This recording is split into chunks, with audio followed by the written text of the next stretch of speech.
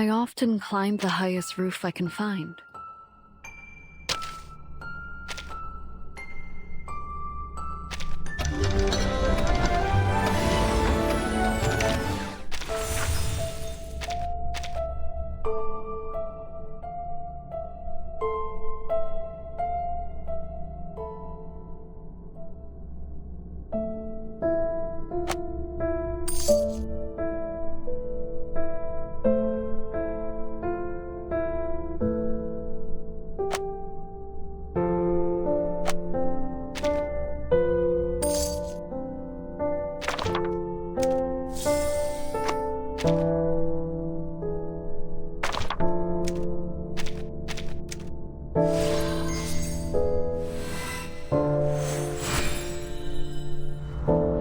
Don't panic, my lord.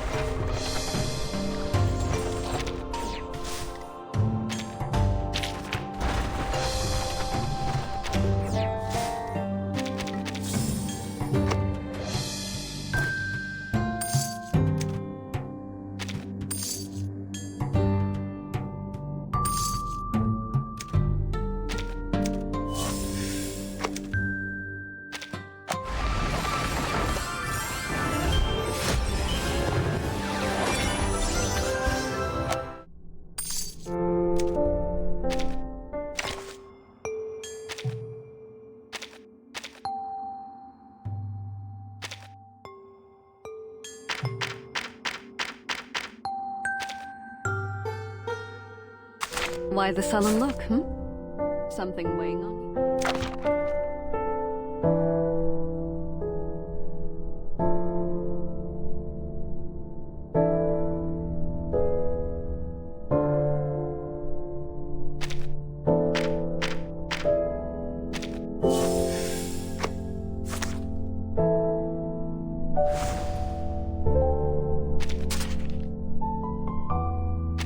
I often climb the highest roof I can find. Watch this.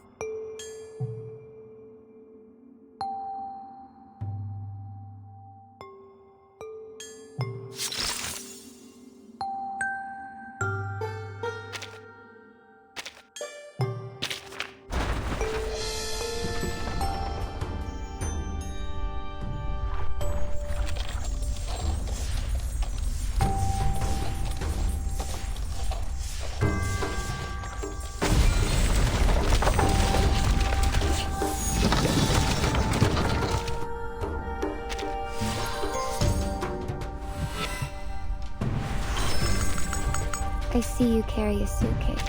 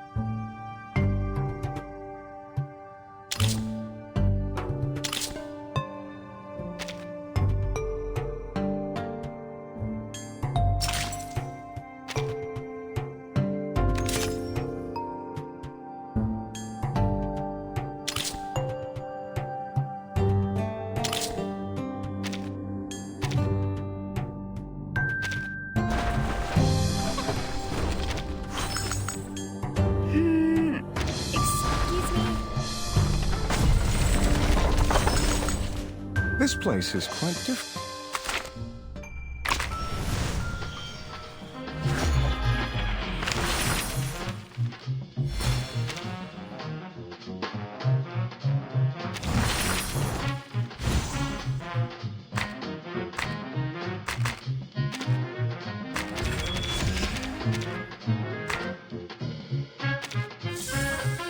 Mastering tea is not merely a matter of learning a few techniques.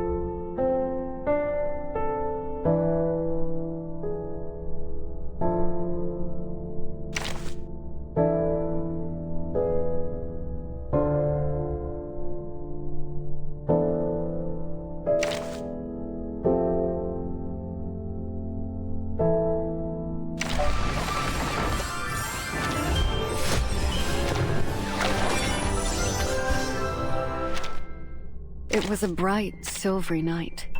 The sort where the...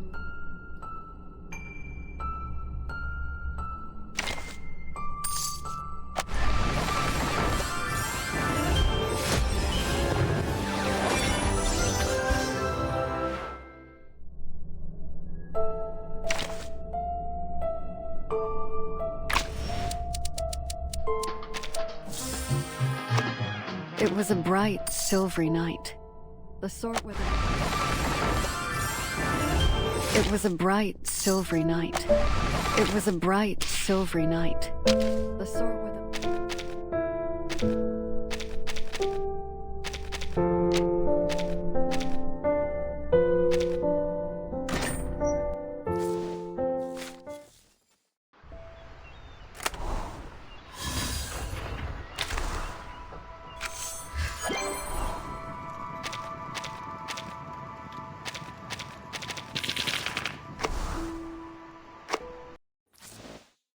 Yo, loge-là. Quite unlike the kind in Huanzhou. A gust of wind from the door. Constitutivement topologique. Calcul de l'exposant de l'IAP.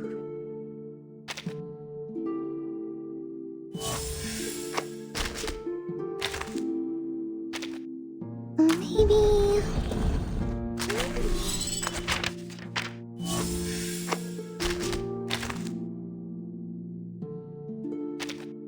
You're right on time. I was just about to start my meditation practice. Come, have a seat.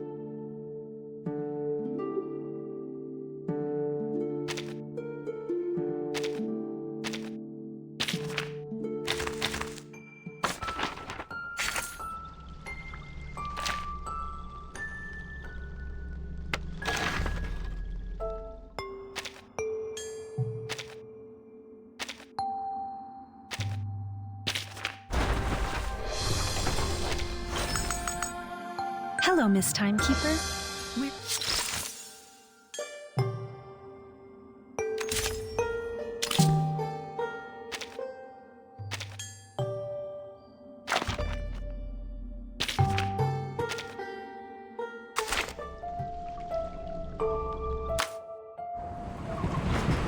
A world that champions science, rationality, and order.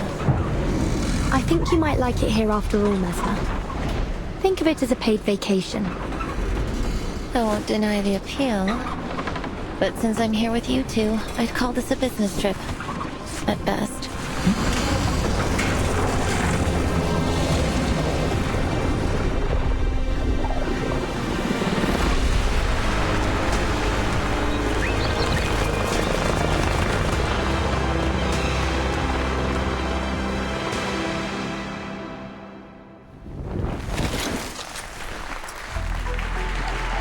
They look beautiful. They give these robots emotion.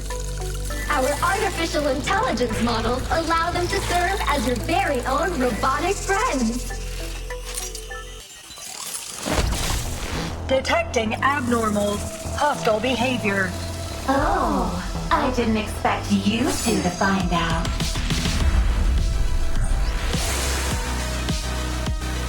I can't feel my legs. Somebody, help me. Crispy critters. We're running out of tapes! Please hurry, Vertin. Hold tight, Comrade Doctor. This melody sounds familiar.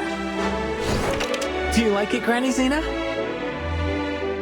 You have great taste, kid. It's time to go. Let's roll, kids.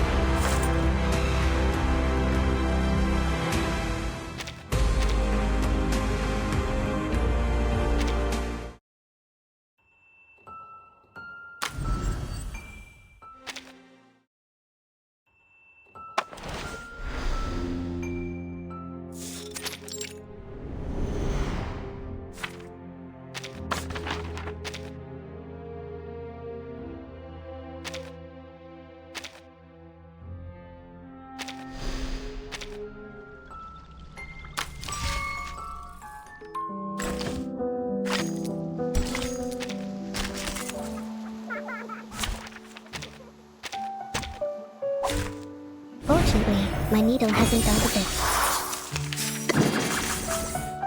同流入微，莫怨世无人。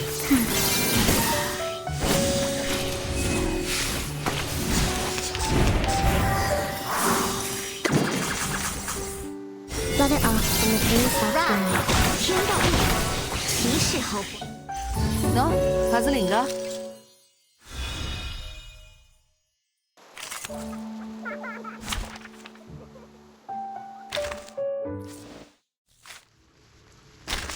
哎呦，落下来。quite unlike.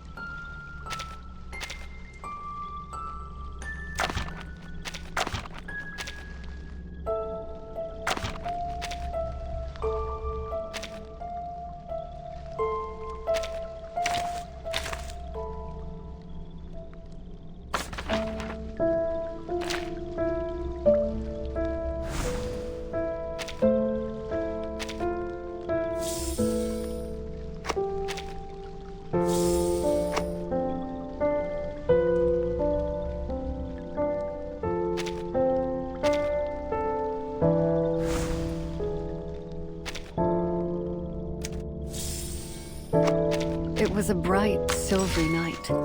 The sword with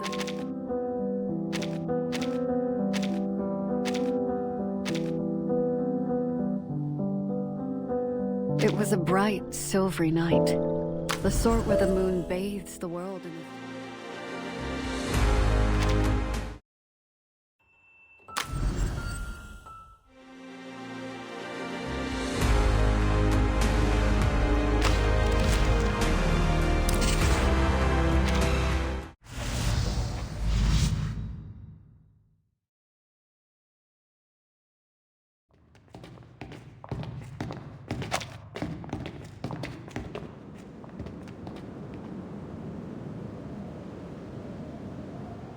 Stage in the rain.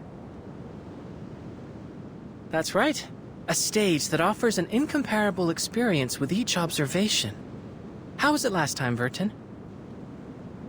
It was unforgettable. Being able to travel to an earlier era without the storm. Visually, they're quite similar, but the stage's rain is orders of magnitude safer. I think I'll pass, all the same. Don't preclude yourself prior to experiencing it. Who knows? We might just find something to pique your interest.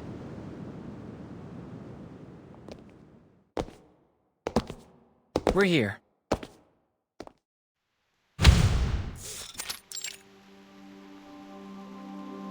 A whole new world, with an untouched, uninterrupted history.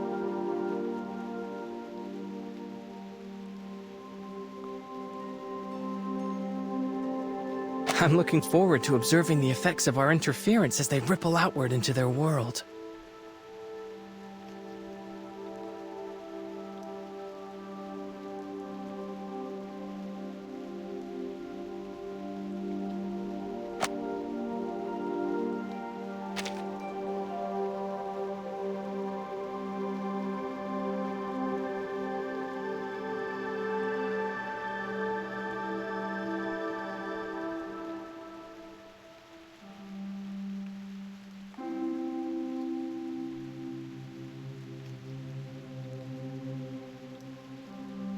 So, this is the Huygens Fresnel interferometer. Correct. It allows us to observe an entirely different world using only our minds. The stage in the rain.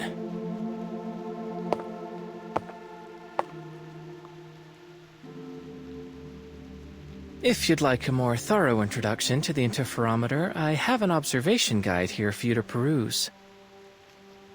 Although there's no better educator than first-hand experience, it might help to do some supplemental reading before you get started. I still haven't made up my mind, X. I could refuse, you know.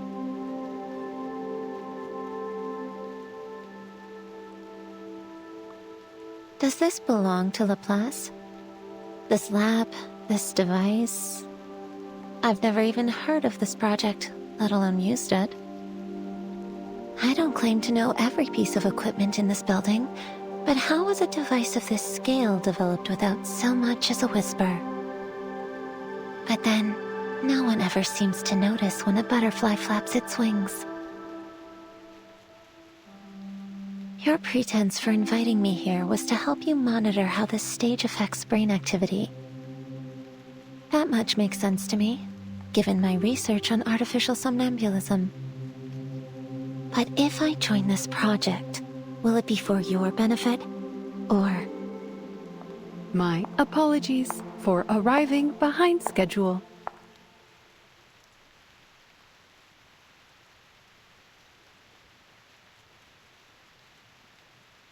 Madame Lucy. Oh, this is an unexpected variable.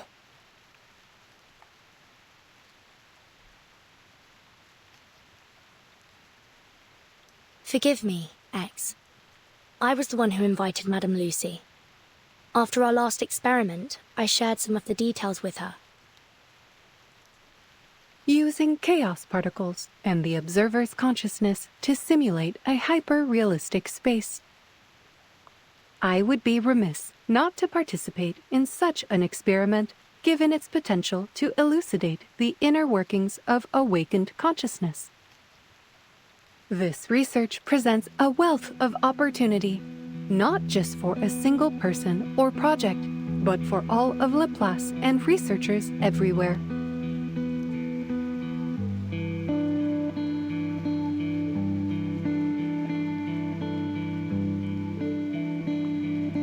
Superlatively said, Madame Lucy. I hope that puts some of your doubts to rest, Mesmer?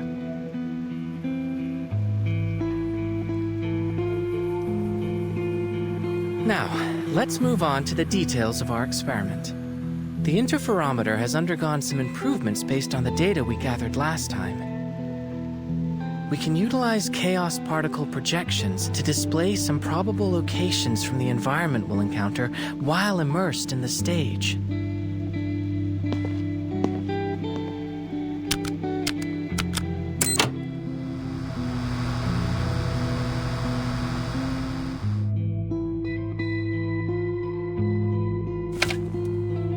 The iconography suggests it's somewhere in the Soviet Union, but the technology seems wildly different from our own timeline.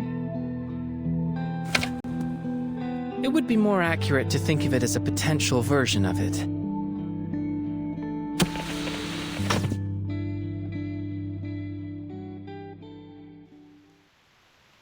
This is the stage in the rain we'll be exploring this time.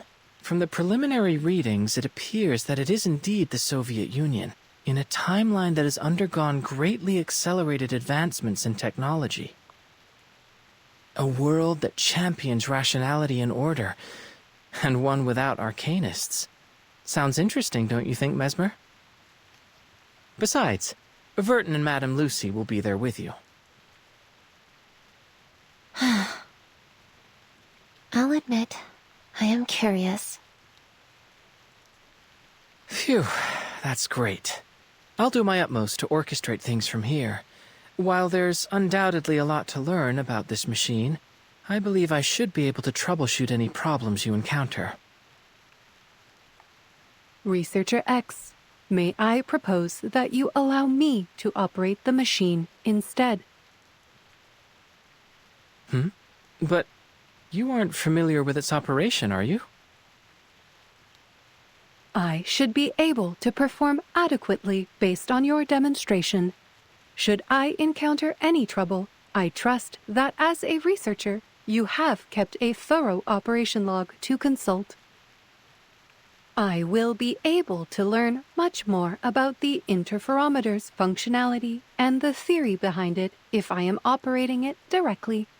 The knowledge I gain from it may prove beneficial to other avenues of research in Laplace. I intend to relay any data gathered here to researcher Adler when I see him next. Given Madame Lucy's computing power, I'm certain she can resolve any problems we encounter. And it may give Miss Mesmer some peace of mind. Looks like the decision's been made for me.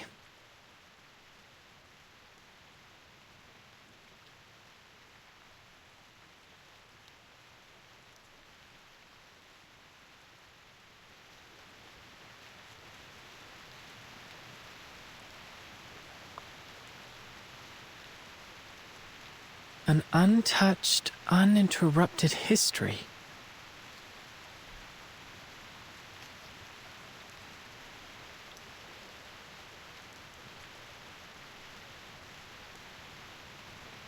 All right, I acquiesce to your request, Madame Lucy.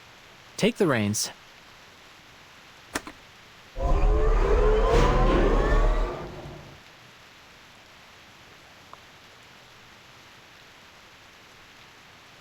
Interferometer activation complete.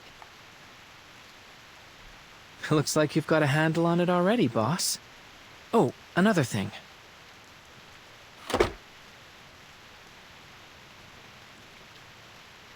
This will allow us to communicate while inside of the stage in the rain. A little improvement based on feedback from last time. If we encounter any problems during the experiment, we can use it to contact you.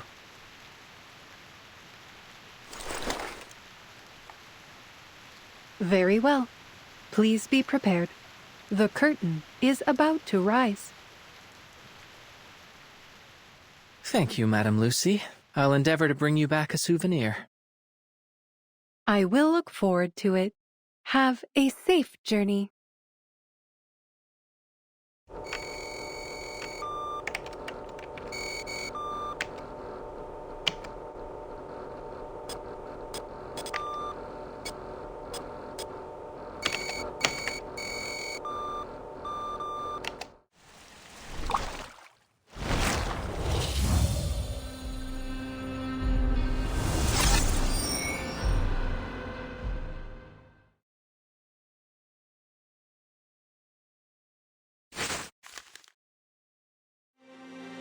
Mastering tea is not merely a matter of learning a few techniques.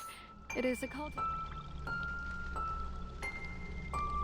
Once, a countryman with ambitions to measure the land with his own feet.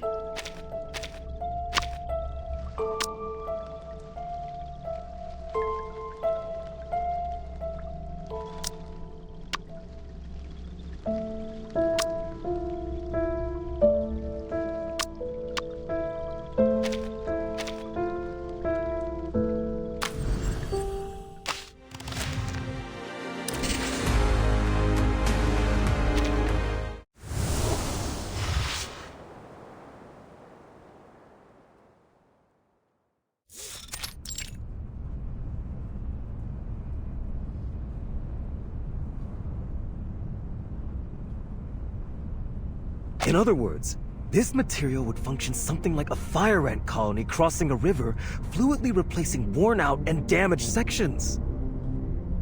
Each component hardwired to preserve its collective superstructure, resistant even to the erosion of time itself.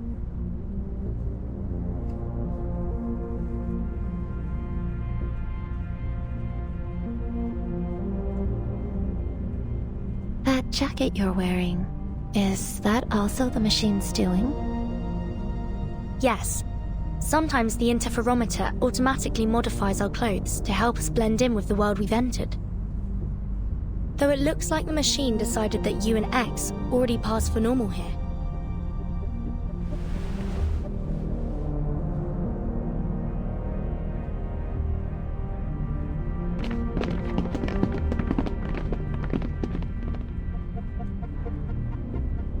We're currently at least 40 meters from the ground. A conservative estimate, Comrade Polkov. I should say we are at least the height of a Vostok K rocket off the ground. And that's if we include Comrade Gagarin standing on the module. Cracking jokes as always, comrade.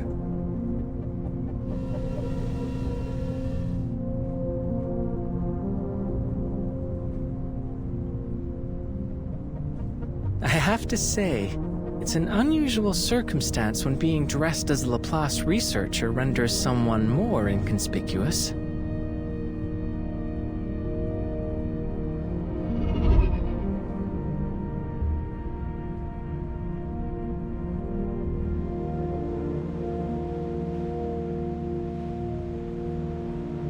Those fields look endless.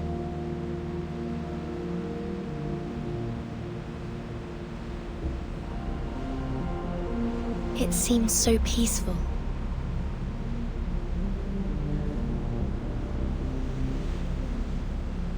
Oh, they even appear to have farming robots.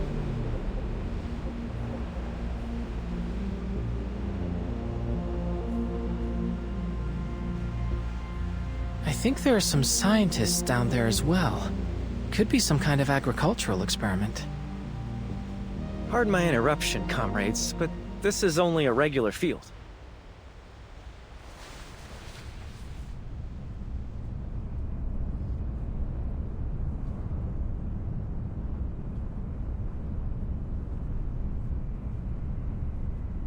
Those people down there in white next to the robots, they're simply farmers. Well, I say farmers, but in truth, they are scientists too. Another marvel of Soviet ingenuity.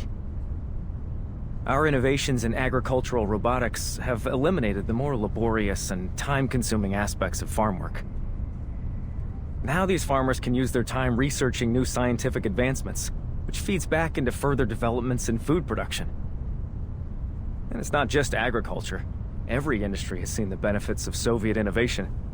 That is why they say our way of life here is the best in all the world. Thank you for the information. I don't suppose we've been introduced, have we? My apologies. Call me Maxim. I'm a journalist. And the three of you must be Doctors Furton, X, and Mesmer Jr., am I correct? Very much so. How do you know about us? The news of a young yet highly accomplished trio of scientists attending this year's International Polymer Summit has caught everyone's attention. It doesn't take a genius to see you three are the only ones on this train that fit the description. Saying all that, I'd be grateful if you would allow me an interview.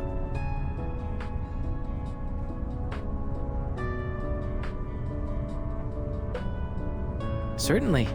As it happens, we could really use someone who could introduce this place to us. We don't know much about where we're going or what's been happening here in the Soviet Union. That much is clear. Where should I start? Oh, of course.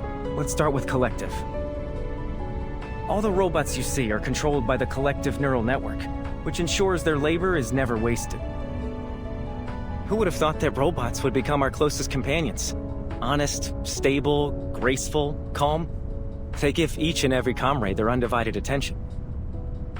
With these robots as our foundation, Soviet society began to progress at a relentless pace, maximizing production, removing oppression, increasing everyone's leisure time.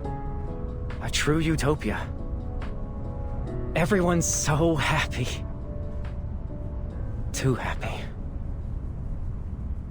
It seems almost as if we've forgotten the utter misery we went through not so long ago. You mean?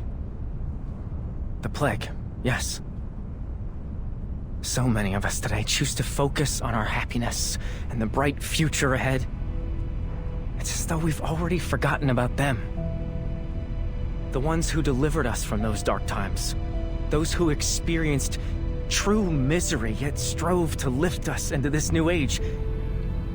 They aren't here to enjoy any of this. Is that fair?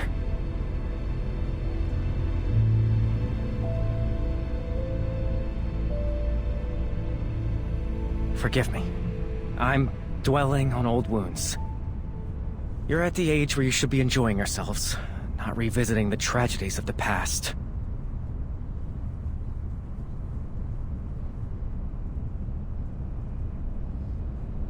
Now, a question for you young scientists. Tell me, are robots as commonplace in your country as they are here? That may be dependent on your definition of robot, but I've worked with an animated hunk of metal before.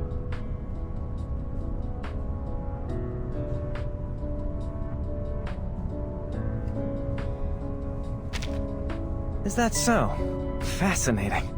And here I thought I'd been keeping up to date with the latest in foreign developments. Science develops by leaps and bounds every day, it seems. Oh well, I suppose it's a sign of progress. One of the robots I mentioned was once in charge of running our entire organization. She was obsessive about maintaining a full charge. We ended up placing charging stations for her all around our facilities. But I don't see anything like that here. Does that mean you don't have access to Dr. Sechenov's polymer in your country? It was revolutionary here. People say it saved our entire way of life. Polymer? Simply put, it's a programmable liquid material. It's the primary topic of the summit. I'm certain you'll come to fully understand everything about it once you arrive. And, of course, you'll get to see another of Dr. Sechenov's prized inventions, the twins. I get the feeling you don't share their enthusiasm. Oh, I did not mean to imply anything negative. I should learn to watch my tongue. I fear my lack of expertise may end up confusing you. We will soon arrive at the summit. I advise you to take the opportunity to experience our country's scientific achievements for yourselves. But, to answer your question, Dr. Sechenov's team developed a kind of functional hydrogen cell. Stable fusion reactors in a polymer casing. That is what allows the robots to function without constant recharging. That sounds like the perfect gift for someone we know.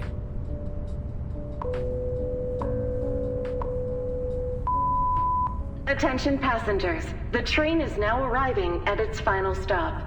Please collect your vehicle activation code from Rafik, and a turbine will transport you directly to the site of the International Polymer Summit. Rafik? That would be the robot bartender. Don't worry, just follow me. Please alight the train in an orderly fashion. We hope to see you again soon aboard the Vortex.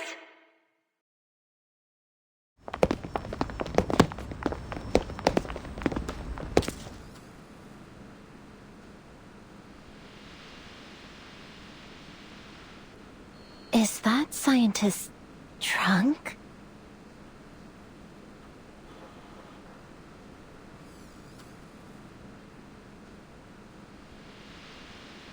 Kids? Why are these kids here? How old are you? No one told me we could bring our families to the summit. Or did we get on the wrong train and now we're headed to a young pioneers camp?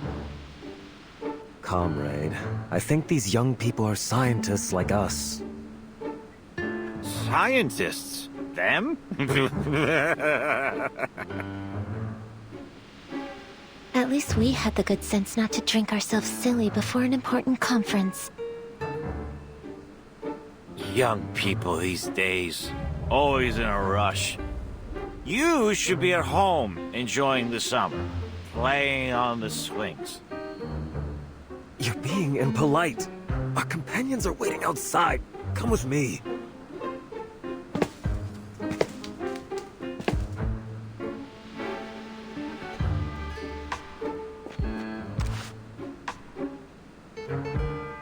Hold on. Why don't you have some fruit? He looks like he could use it. Thank you. I'm sorry for his behavior.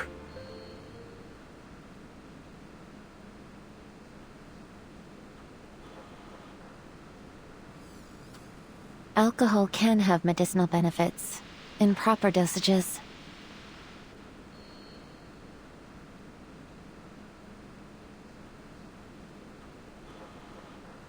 Don't take any of that to heart, friends. Next stop, the exhibition hall. And welcome to Facility 3826. This way. That's Rafik, the one in charge of the activation codes.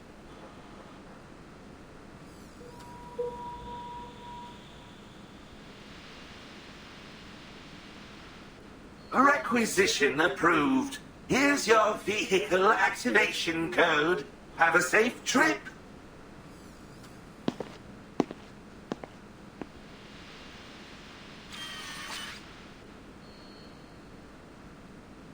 Wait. Our identities. Nothing to perspire over. We won't need any scanning, Rafik. I've already got a key.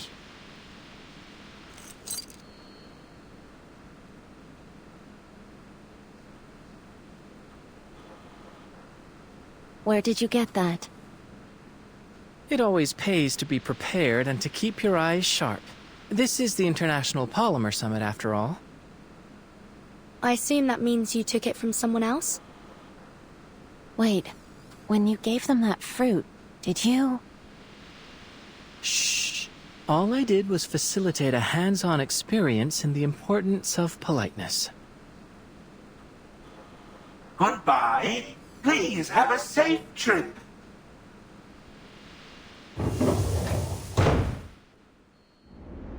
Please secure your seatbelt. We wish you a very pleasant journey.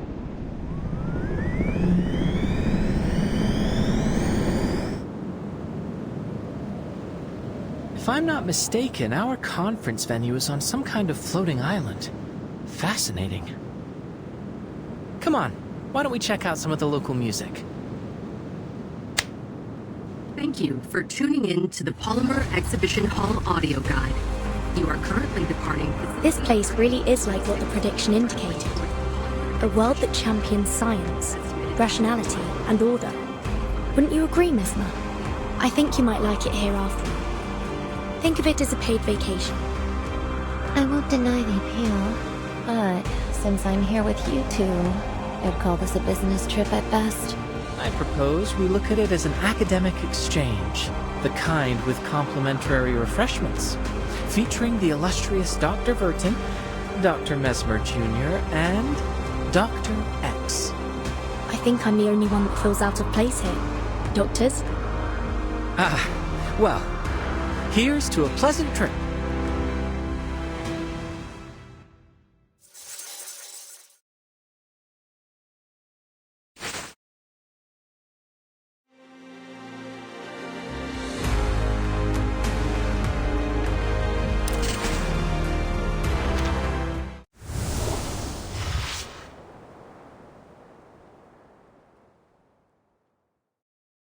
We have arrived at your destination, the Polymer Exhibition Hall. Please be careful when exiting the vehicle.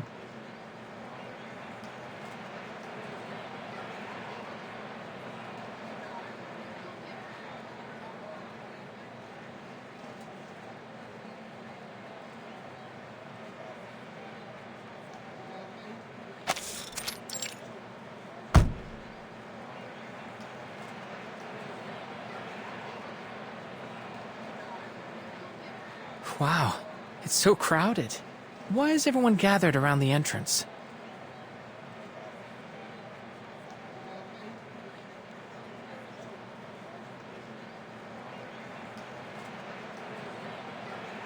Everyone, please wait patiently and enter the venue in an orderly fashion. Dr. Sechenov is about to arrive. He's here! He's here!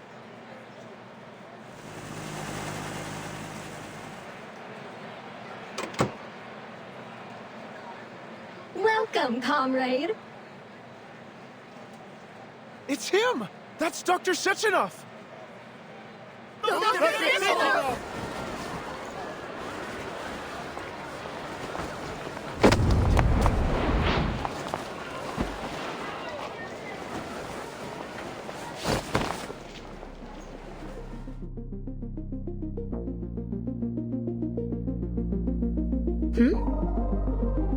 Please be careful.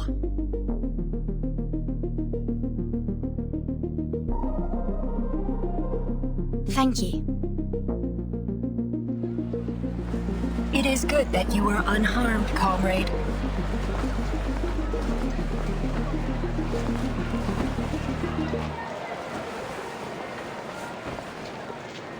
Please don't push everyone.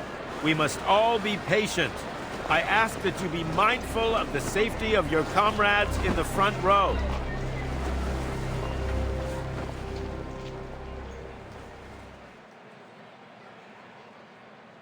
That must be Sechenov. And I suppose those women were the twins. A logical hypothesis. Oh, Vertin, we do have a slight problem. The communicator must have slipped out of my pocket during the commotion. By the time I found it again, well, it seems to have failed a few rapid percussive tests. Which means we've lost our only way to contact Madame Lucy. Unfortunate, but we'll fix it later. We should follow the crowd into the exhibition hall for now.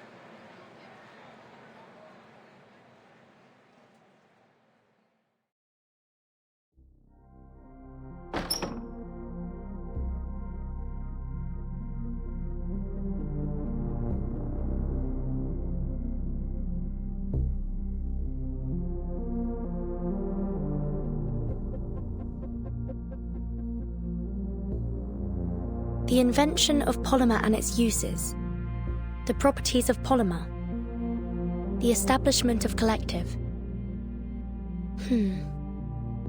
Where should we start? Let's start with the closest one. Hello, dear comrades. Welcome to the Polymer Exhibition Hall. I will be your guide. You may call me Terushkova. Please allow me to introduce you to the remarkable history of polymer. In 1936, in seeking a form of liquid data carrier, the brilliant Soviet scientist Dr. Sechenov, influenced by the qualities of heavy water and silicon, created a substance that became what we now know as polymer.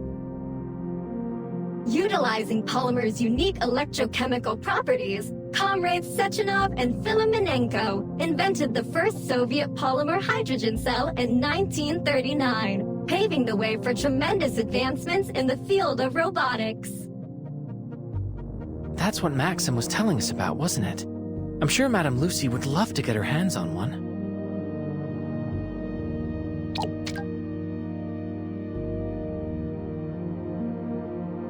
However, in 1942, a terrible disaster struck the Soviet Union and the entire European continent, the plague. By the end of this unprecedented outbreak, over 150 million had perished. 150 million? That would make it one of the deadliest outbreaks in human history. Countless scientists and medical professionals selflessly gave their lives to combating this plague, sacrificing themselves to prevent further death. I wonder if that's the tragedy that Maxim mentioned. We will always remember their sacrifice, just as we honored Dr. Sechenov for once again coming to our rescue. It was his polymer that formed the basis of redemption, the vaccine that proved instrumental in stopping the transmission of the disease, saving the Soviet Union from ravages of the plague. Of course, with so many having succumbed to the disease, the Soviet Union turned to further developments in robotics to meet labor demands. Before long, new advanced models of robots made up a significant portion of our labor force, helping to deliver a new age of prosperity. Is that what you've been aiming at with all of your critter experiments, X? In order to fully optimize our robot's production power, Dr. Sechenov led a team of scientists to develop and launch Collective 1.0. This revolutionary system unified all of our robot assistants under a single vast neural network, ensuring maximum efficiency.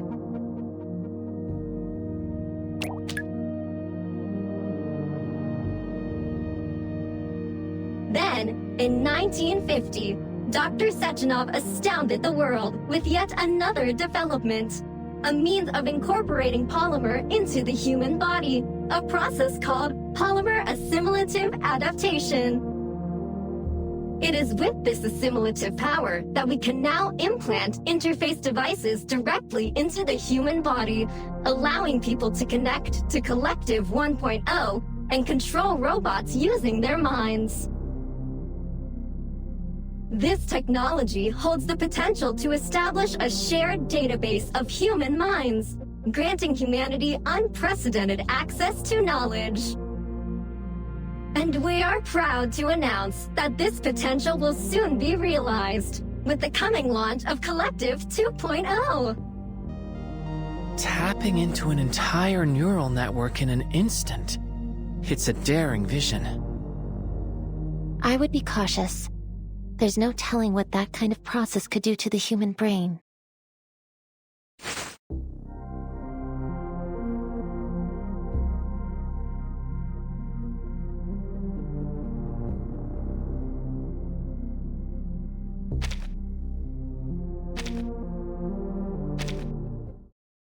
You have finished Exhibit A, but don't stop now, dear comrades.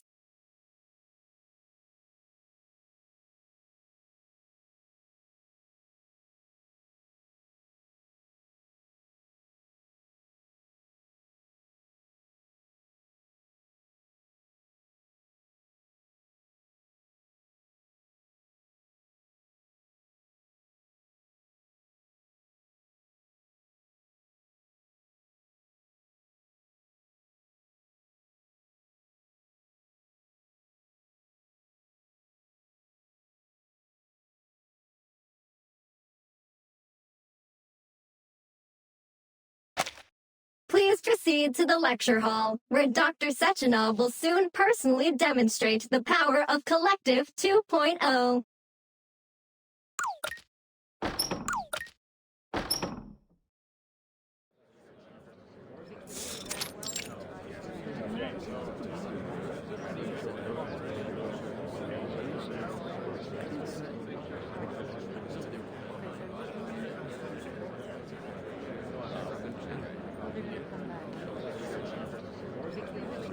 Huh? Is that Maxim?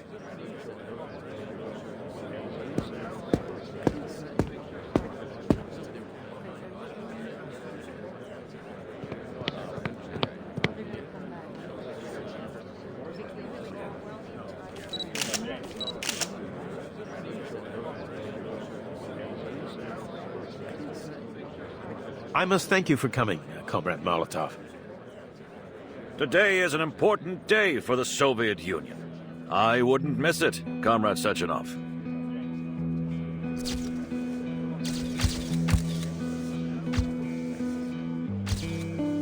Molotov's here? It's hard to believe after all the bad blood between them.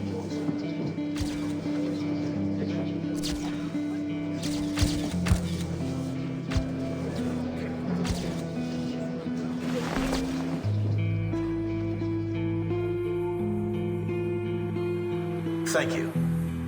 First off, I'm very honored to have so many preeminent experts from every scientific field in attendance today. Welcome, everyone. I am Dr. Dmitry Sergeyevich Sechenov. We all understand that there are times when a single discovery can turn the entire scientific world upside down. But every great discovery must be built upon the knowledge of countless predecessors that rests at its foundation, to say nothing of luck, before it can be published and preserved for all time. My achievements have never been solely my own. Only by standing on the shoulders of our forefathers have I gotten the chance to gaze upon the limitless horizons of science. Standing here now, I must thank them from the bottom of my heart. Thank you. Thank you.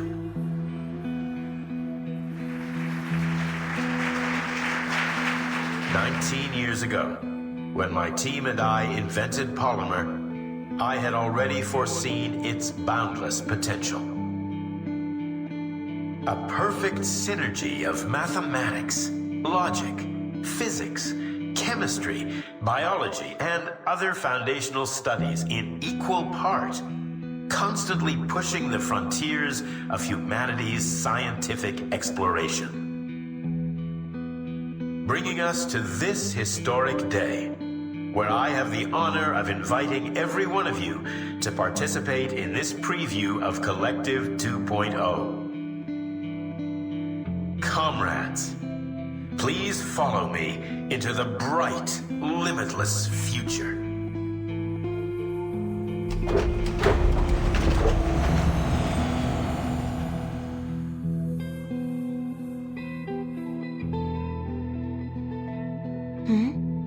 What's this? Thought device.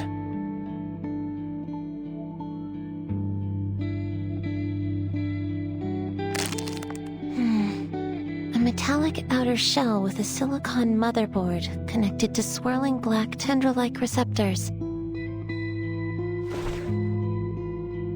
There are suction cups on its base.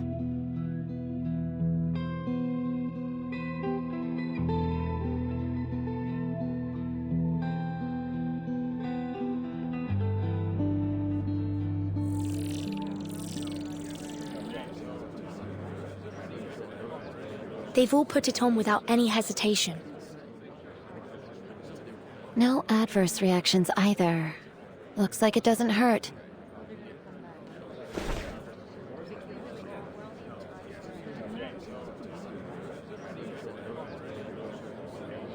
Hypothesis confirmed. Mounting the device does nothing to activate it alone.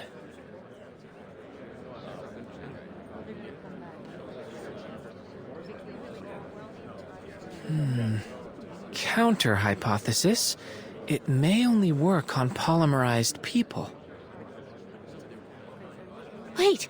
What are you doing?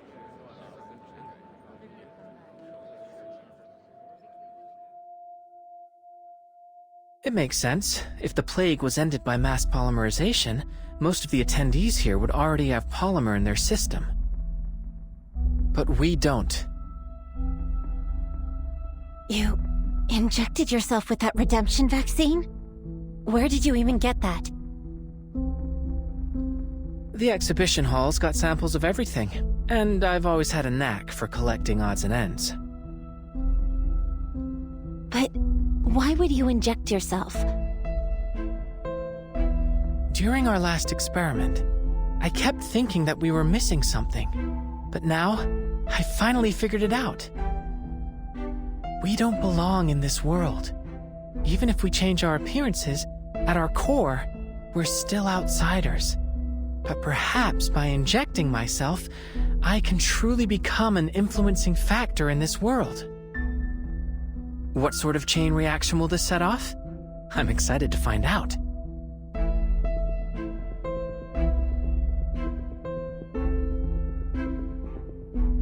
Plus, if we don't inject ourselves, we risk exposing our identities. Of course, the choice is yours. I should have expected this. Typical Arcanist behavior.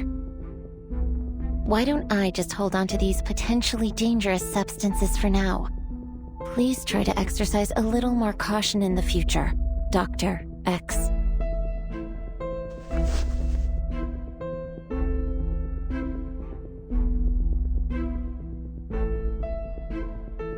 What about you, Vertin? I think we should be careful. All right. Think about all the fun you could be missing out on.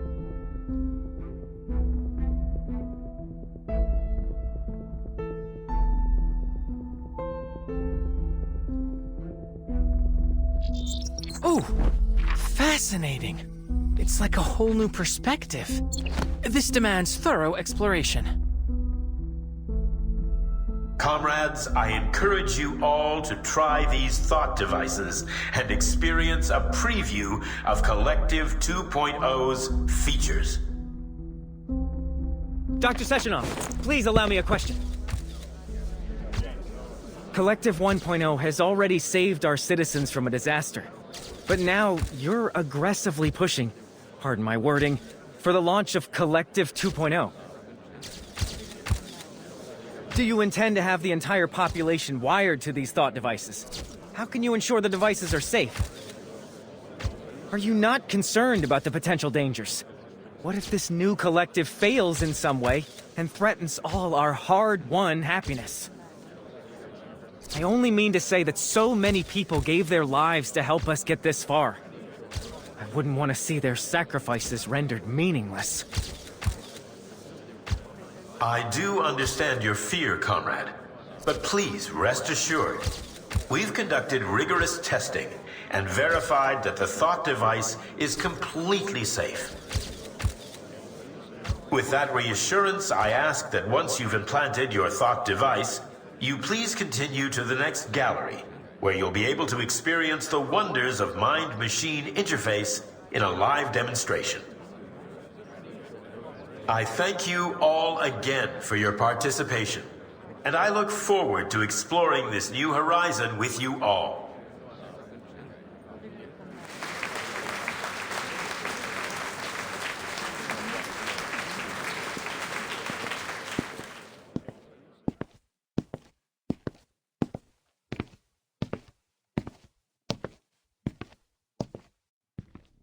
Oh, I remember you. You weren't hurt, were you? Tereshkova wasn't able to properly handle the crowd. I've already arranged for staff to work on improving her logic. I'm fine, Dr. Sechenov. Your twins helped me up. They seem somewhat different from other robots. You have a sharp eye, dear girl. When I constructed the twins, I made use of some experimental techniques. Currently impossible to mass-produce, I'm afraid.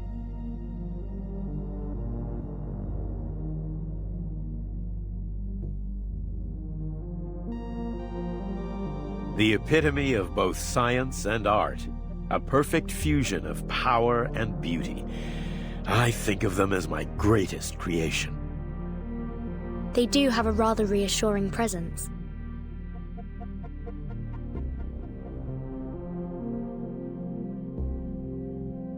I heard there'd be 3 young scientists joining us today. To be so accomplished at such a young age is something worthy of respect. If you run into any trouble today, please don't hesitate to tell me. I'll do whatever I can to assist you. Oh, as it happens, I think we actually could use some help.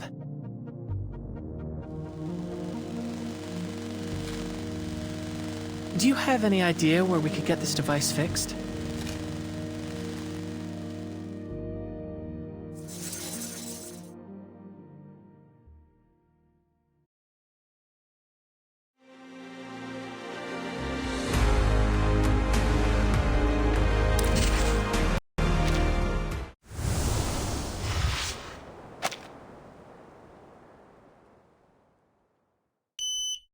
Access granted.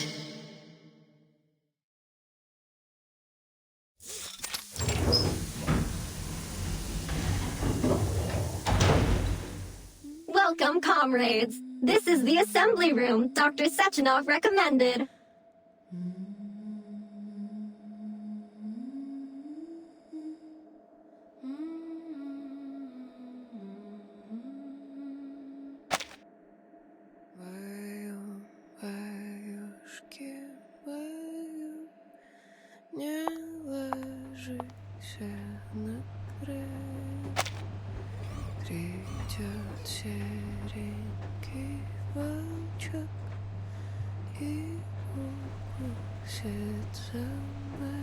Are you interested in learning more about the production process, comrade?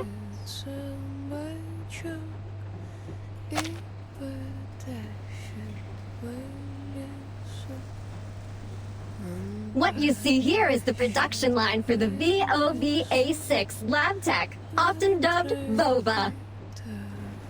Commonly used in laboratories, our VOV-A6s assist scientists with conducting tests and critical experiments. The Vova model's humanoid limbs feature over 100 sensors. Outside of lab work, they are also capable of providing other services, such as playing musical instruments, cooking meals, providing massages, and more. Some people even treat their Vova as a personal companion. In fact, our artificial intelligence models mean they are entirely capable of serving as your very own robotic friends.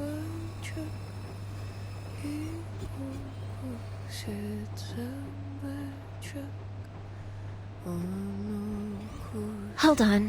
What's that sound? And we're here to find a repair vendor. Where is it?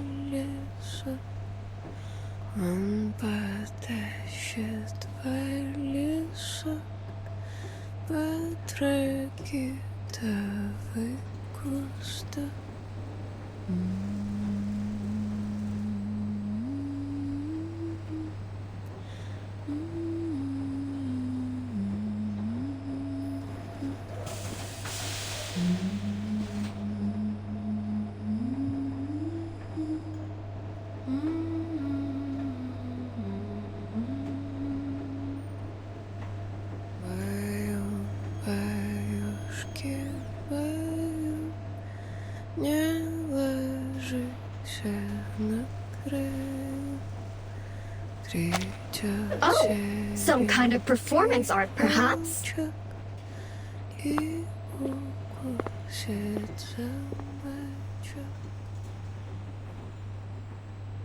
Why was she moved over here? Comrades, this is your repair vendor.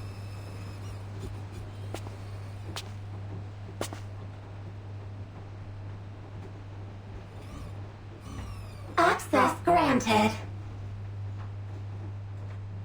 Oh?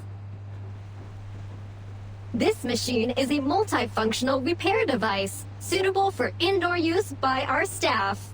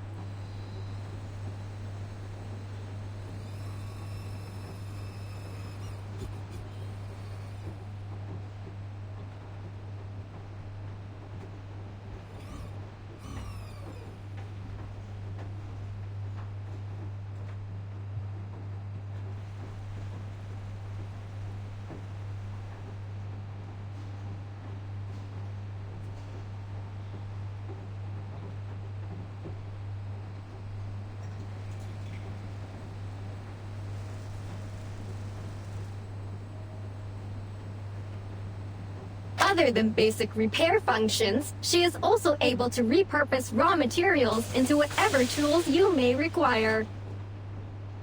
Amazing. Well, let's give it a whirl.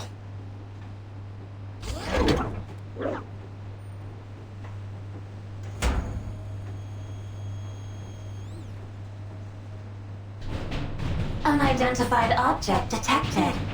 Initializing analysis.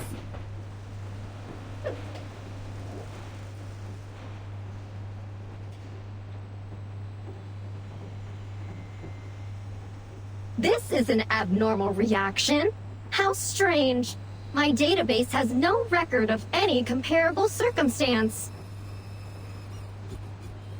You know, I really shouldn't be accepting unknown inputs from strangers. But then, a stranger is just a friend you haven't tasted yet.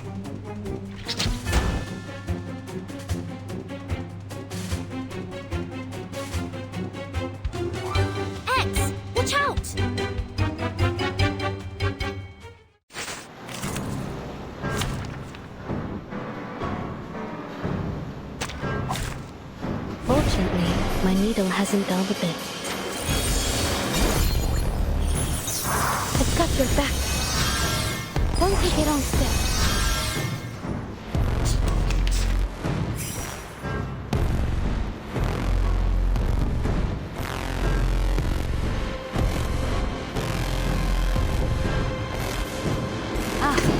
Well, let me think on it.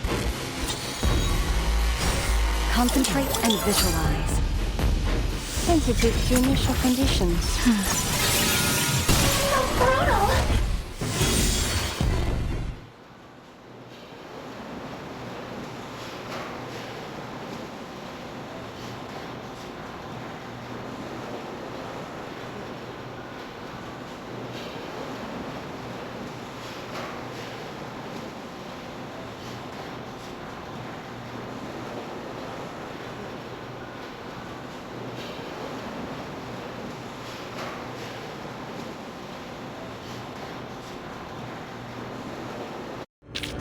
Was I able to take care of everyone?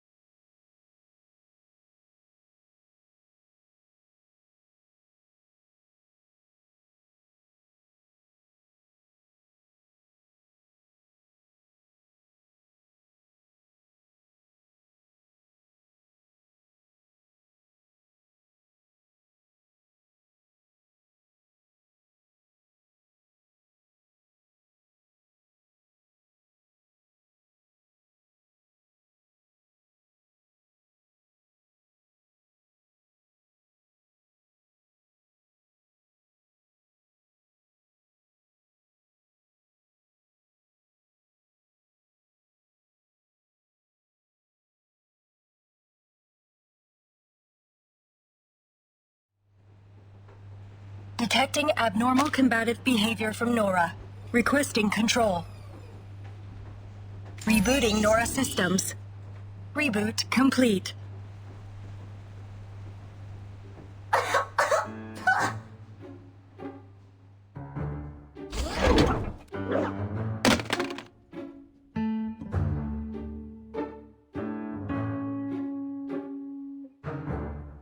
What was that? That was the worst thing I've ever tasted! Metallic and yet almost woolly and wrong! Just plain wrong! Come on, give me something to really savor.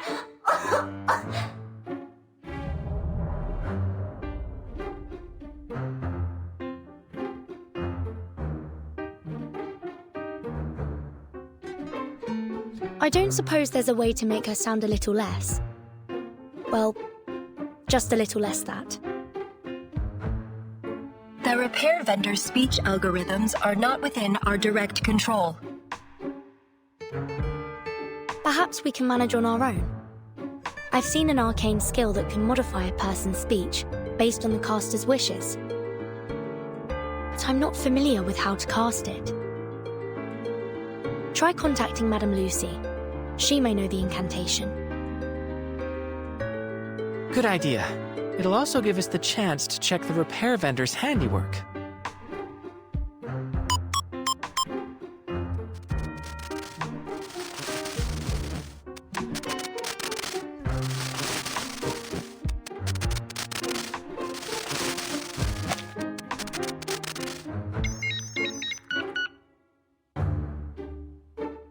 Researcher X, hello.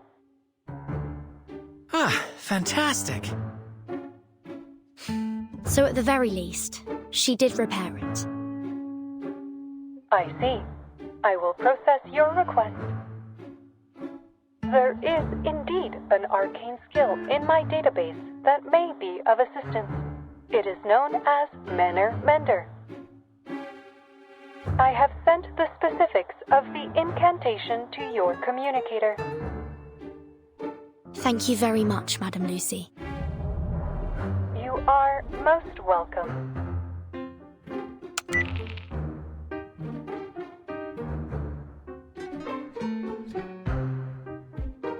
Manor Mender.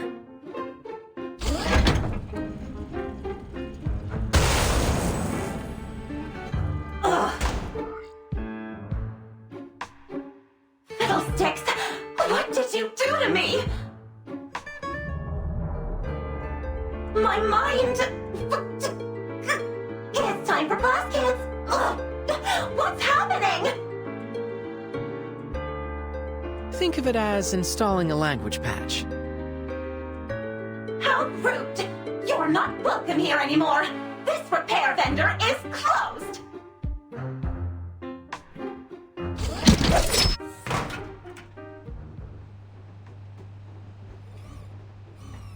We will need to investigate the cause of your abnormal behavior, Nora. Please cooperate.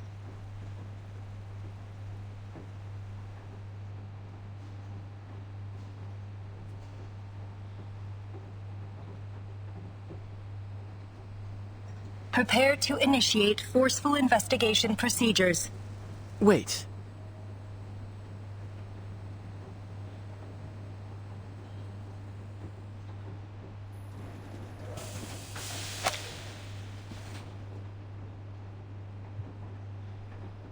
How about I try something with Nora?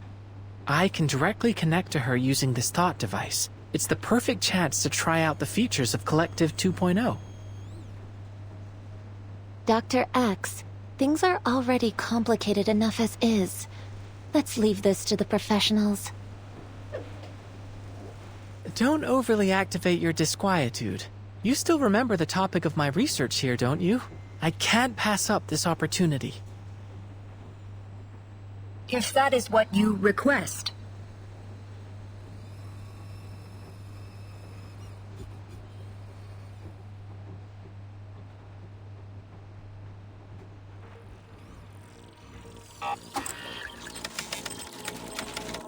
Wow.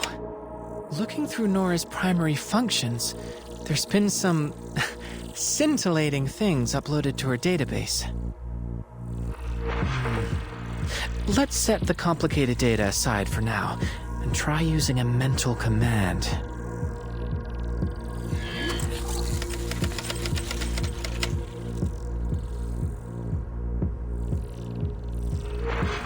Everything looks normal so far.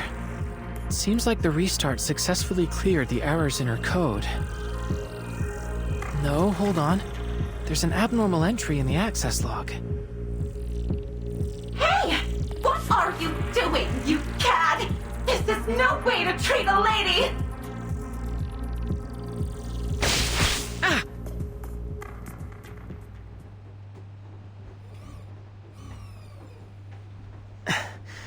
Nora forcefully ejected me.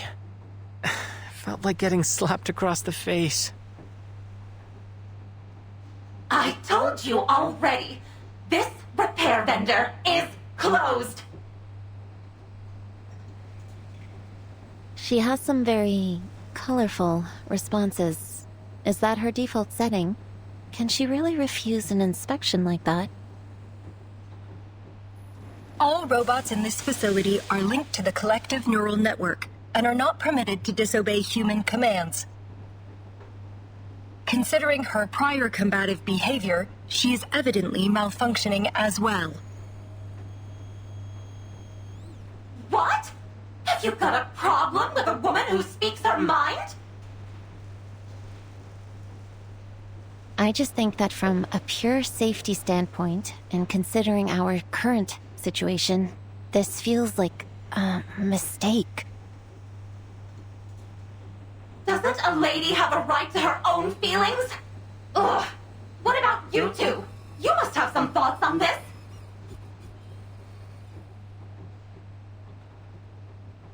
We do not have an answer for you at this time.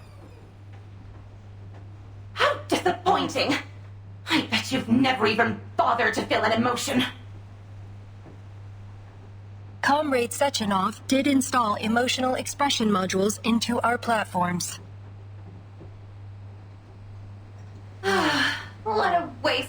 women, you frigid ice queens.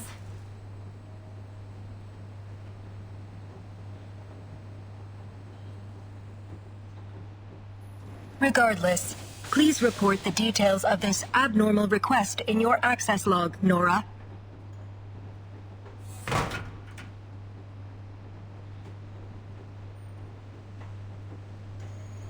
I have no idea who made that request.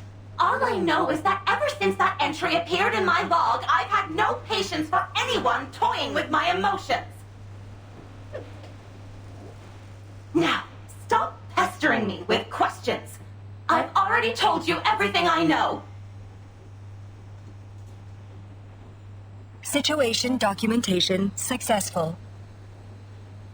Comrade doctors, we deeply apologize for your exposure to this incident. Dr. Sechenov has expressed his concerns about your safety. Please follow us. We will escort you to him. What's next on the schedule? Will we get to interact with even more robots?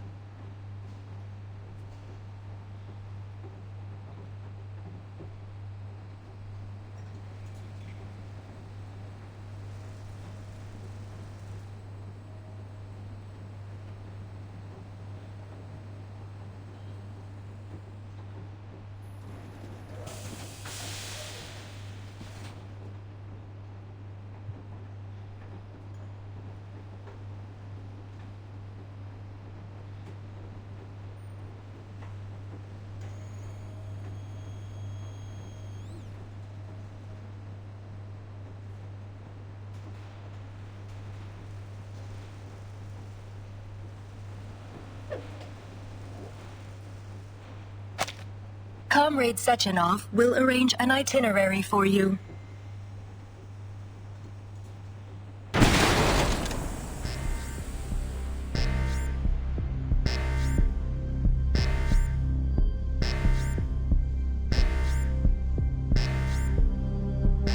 What's happening?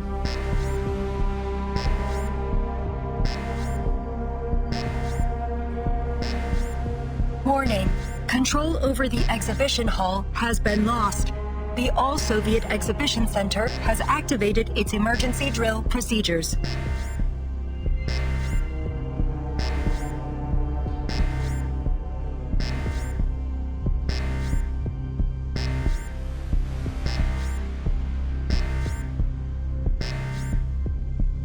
Has the security here been hacked?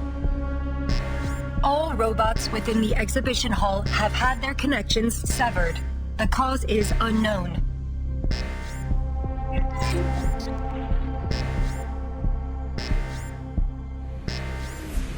Understood, Doctor. We will proceed to the exhibition hall, continue broadcasting our coordinates, and await the arrival of reinforcements. Please wait here, comrades. A turbine will arrive in 1 minute and 43 seconds to transport you to Chelome. We must return to the exhibition hall.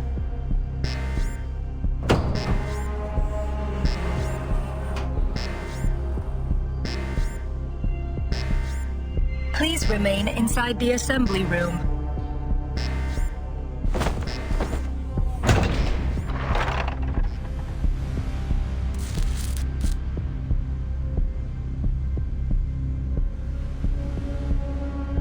What do you think, Vertin? If something is happening in the exhibition hall, I don't think we can afford to wait around here until trouble inevitably finds us. We should head out and assess the situation. I concur entirely. What do you think, Mesmer?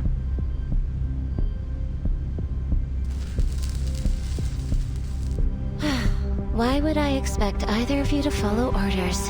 I've done your psyche vals.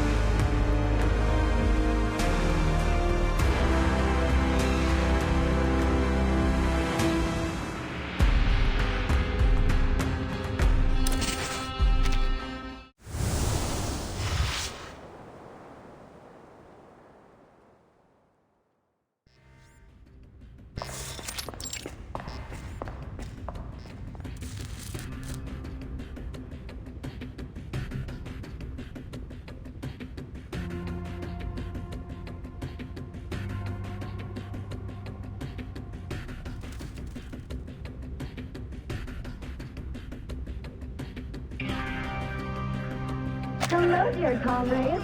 Welcome to the Polymer Exhibition Hall. I will be your guide. You may call me Tereshkova. Where have all those mustachioed lab robots gone? I thought they were supposed to help the researchers. Who knows?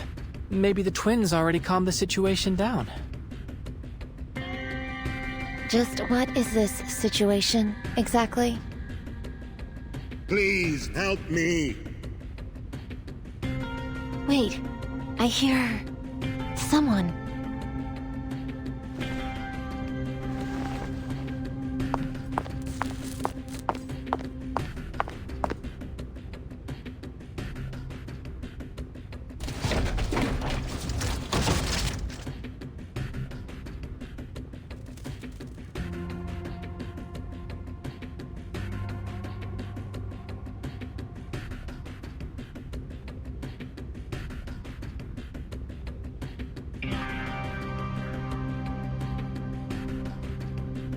Please help me.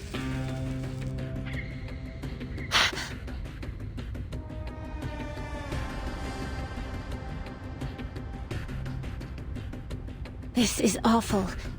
We have to find out what's going on. Just be careful. I'll try my best. I think I can make it to him if I stay close to the wall.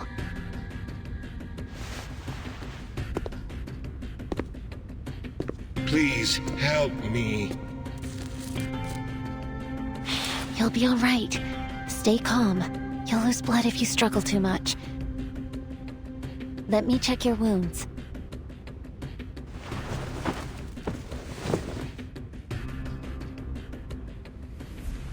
What's wrong? Impossible. This violates every law of nature. He's already... Watch out, robots.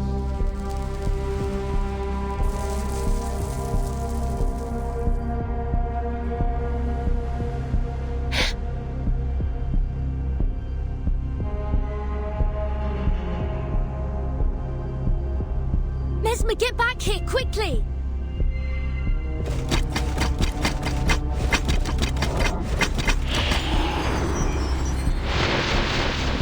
What?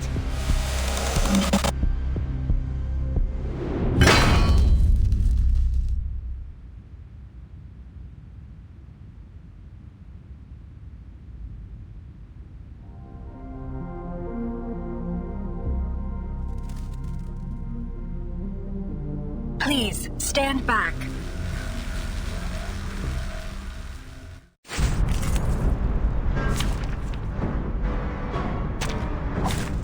The curtain opens. Don't take it wrong step. I've got your back.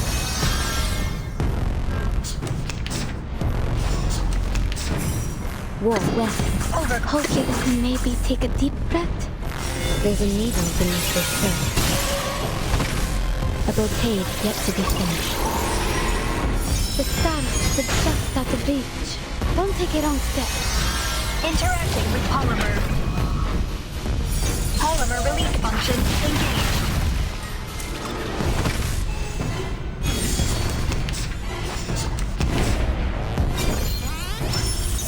I've got your back.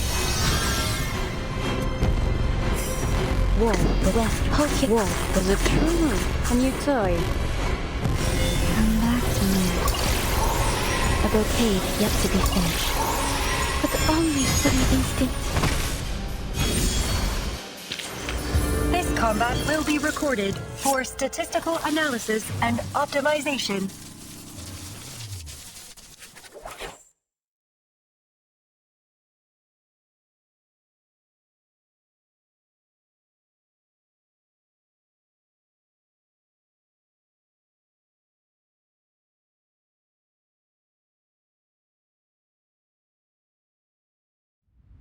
Thank you, Left. You were advised to wait in the safety of the assembly room. We aren't really the sort of people to wait around in an emergency. But apologies can wait. There's more pressing issues to deal with. X, are you coming with me? We need to get to Mesmer Jr. and figure out what happened with that man she found.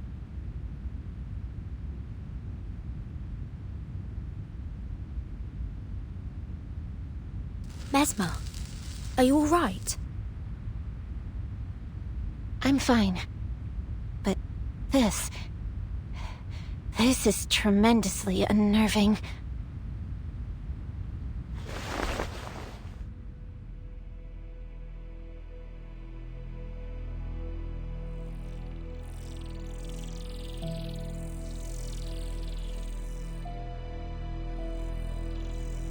Help me, young lady. What's going on? I'm still alive. No, that's not possible. I'm sorry, but you're clearly dead. It's just that your device is still transmitting your voice. Then that wasn't just some awful hallucination. That's really my body, and I'm a goner.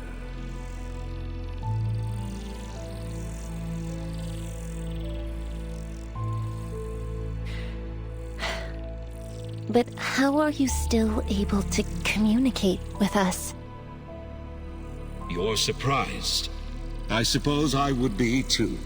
But the science is clear to me, at least now. It's fitting that my corpse can serve as a new teaching exhibit for the Hall. If I am truly dead, then what is speaking to you is only the polymer still active in my body. The thought device must be serving as a communicator of sorts. The polymer must have absorbed some of my neurochemical signals and brain function, forming an imprint of my mind. That's how it can answer you. Can you tell us what happened here? People started to act strangely, like they were losing their minds. And then the robots turned on us. They were killing people. My colleagues and I ran for safety. I remember some of them got away. You're saying there are survivors? Many. I regret. So close to launching Collective 2.0. Now I'll never...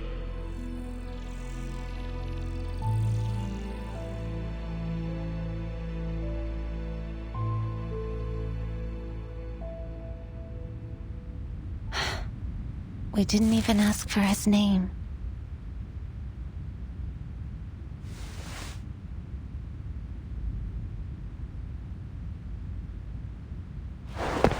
He was dead before you even got there.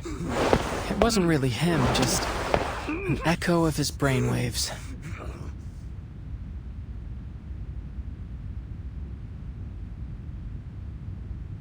I don't understand. Even tied up, this scientist still seems to be trying to ram his head into the wall. Do we have any idea what's going on? Why did you come back?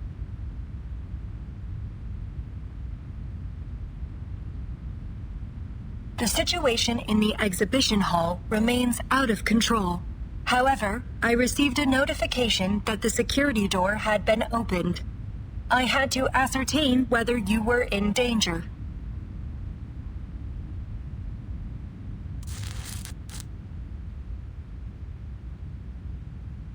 I was the one that pushed for us to leave. I thought perhaps we could help in some way, but I didn't anticipate any of this. Thank you, Left. On that topic of whatever's going on here, could it have something to do with the Collective?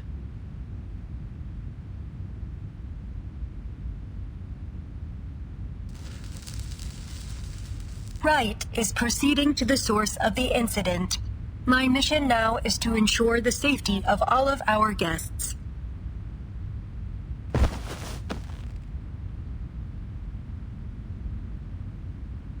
Your theory is interesting, comrade, but further investigation will have to wait for now. Please follow me, comrades. I will escort you somewhere safe.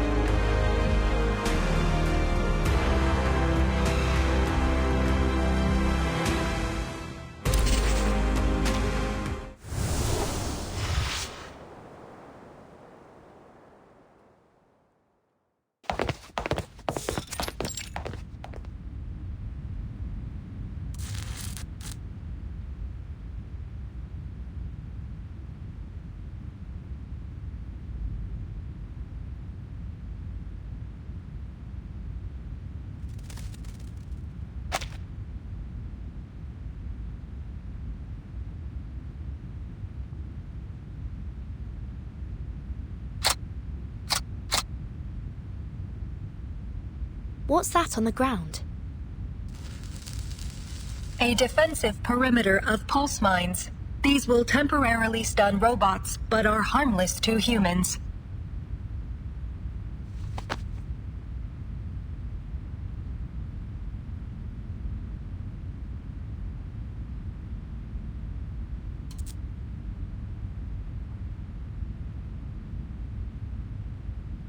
You shouldn't be here.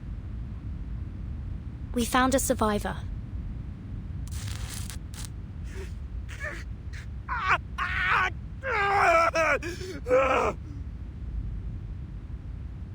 Understood.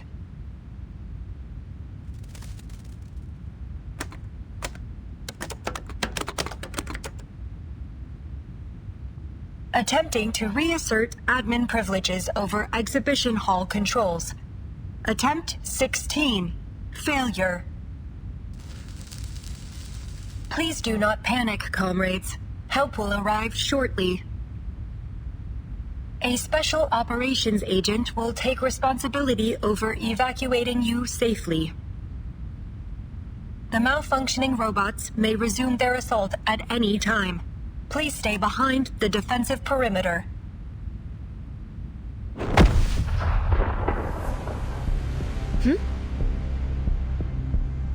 Is that another haywire robot?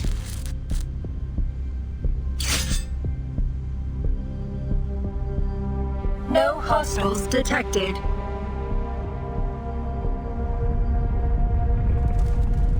The sound's getting closer. Get ready to fight. Crispy critters. I should just blow this entire door to bits.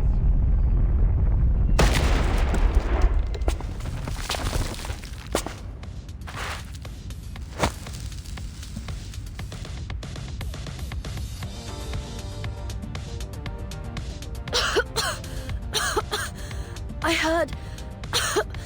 Don't tell me some kind of critter caused this.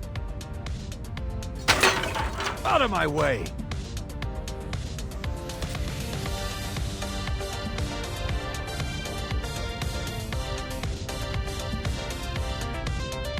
What good is a lock like that, Charles? Was it just to keep idiots out?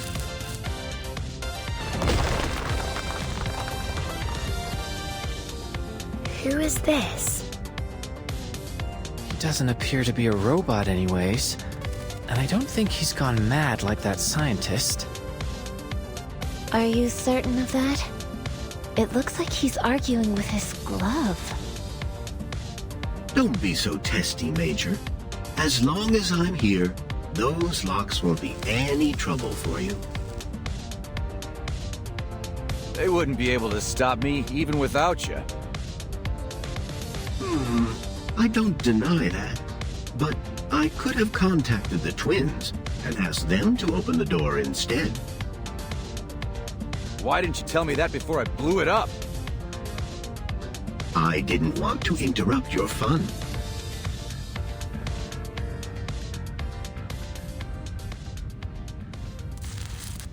What happened? And what the hell are these kids doing here?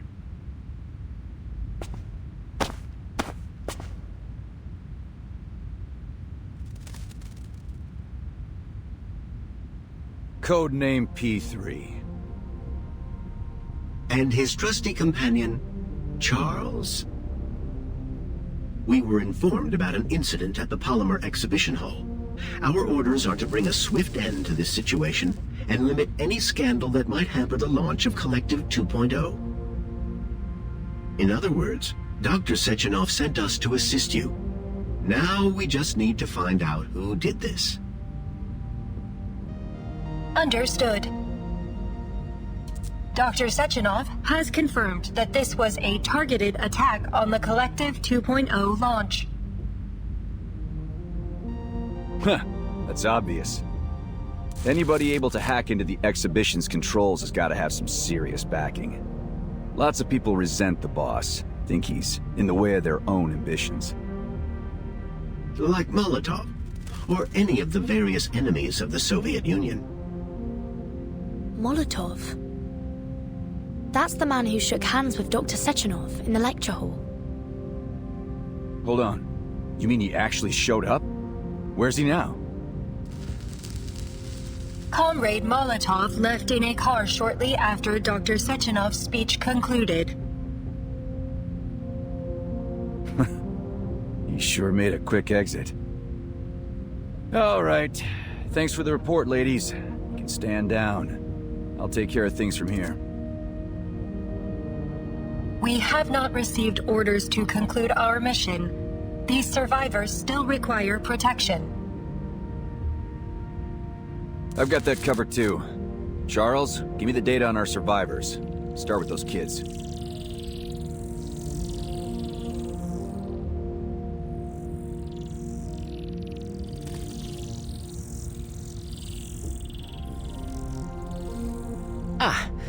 This may cause a predicament.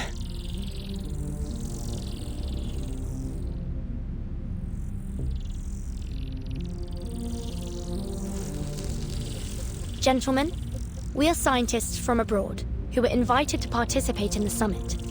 Your database might not have information on us. I think it'd be better to introduce ourselves directly. My name is Vertin. This is Mesmer Jr., and that's X.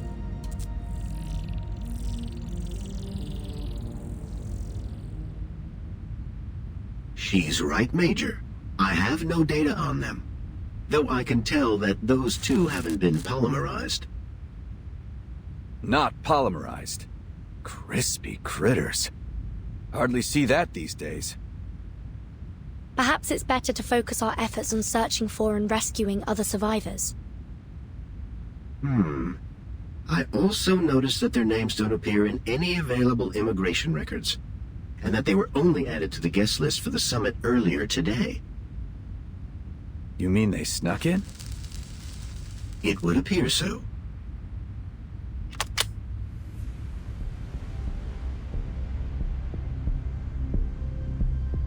Major. So we've got potential spies at the site of a complete disaster. Teenage spies. What do they stoop to next? It's not like that, Major. Please, allow me to explain. Where should I send them, Charles? That's complicated. Perhaps the Juvenile Justice Committee, or a counterintelligence agency. Any ideas, X? The signal here isn't great. Maybe your glove should check again? That isn't funny. We should run. Concurred.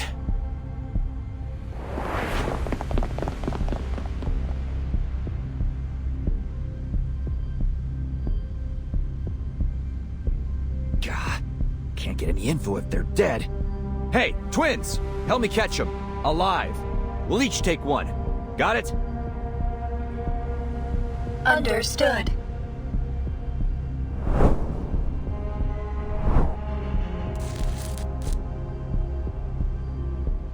Take this.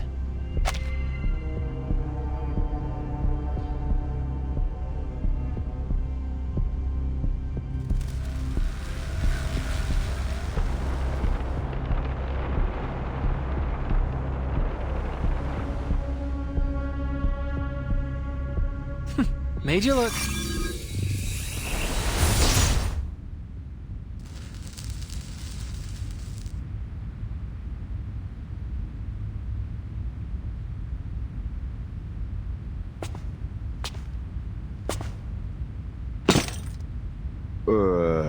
Was that magic?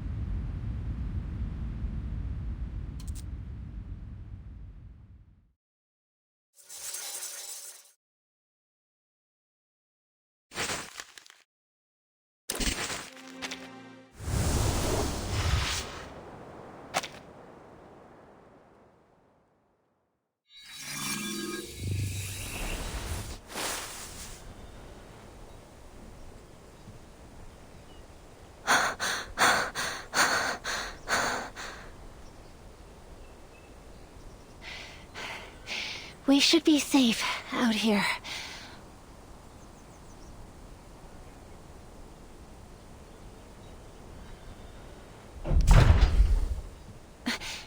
Was that an earthquake? No. There's something big coming from the exhibition hall.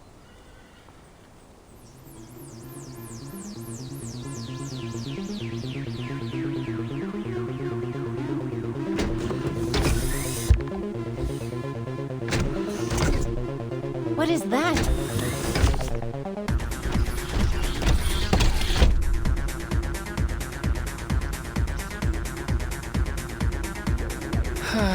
Looks like things are about to get even more dangerous.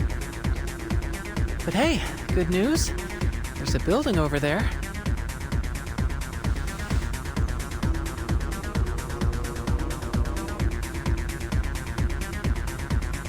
Let's take shelter there.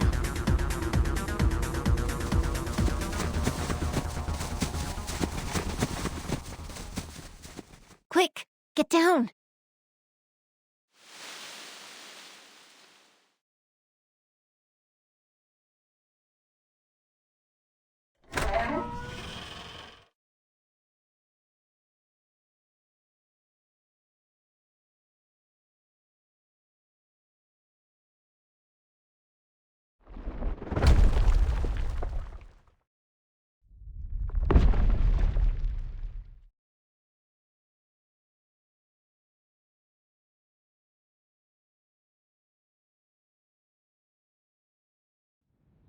I think it's gone. For now.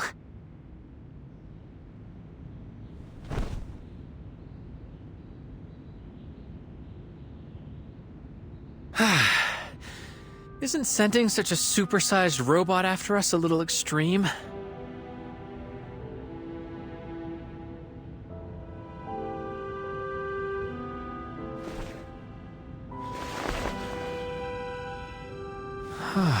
Neat interior. Smells lived in. And traces of mold removal on the walls.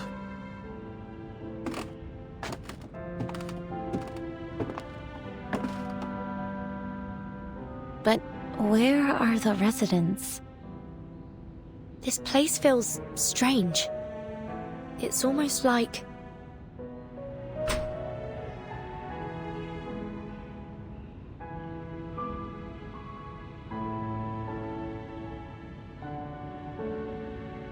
No sign of any robotic technology in here. And all the food is untouched. It's like this house has been isolated from the outside world for years. And yet...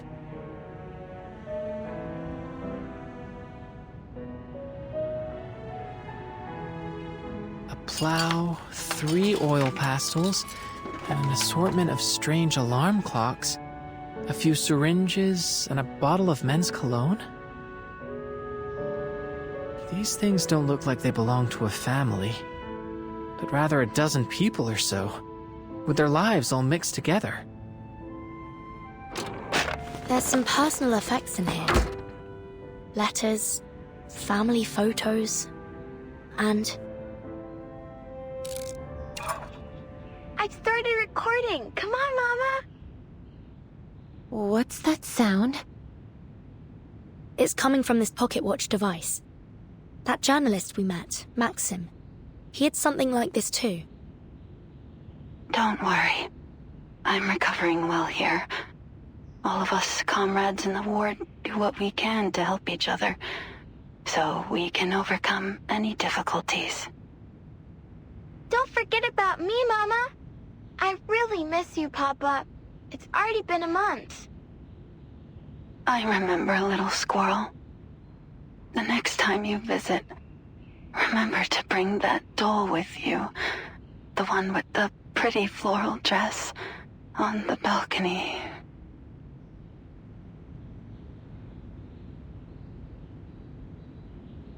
Were they the owners of this apartment? Where did they go? Not a clue. There's all sorts of things on the balcony. But the doll isn't here.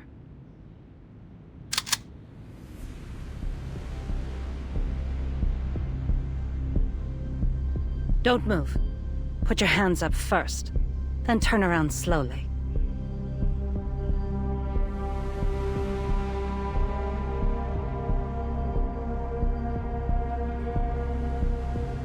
Please, don't shoot, ma'am. We're just... Call me Tamra. Foreign kids. A rare sight. The last time I saw misbehaving kids was before the plague. It's a shame so many lives were cut short. What'd you do to anger a Beliash like that? Steal its H-beams?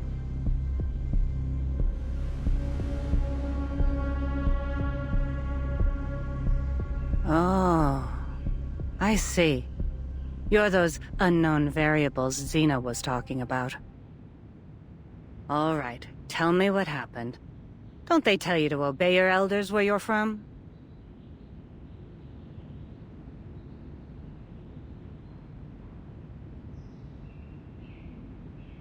Allow me to explain, Madam Tamara.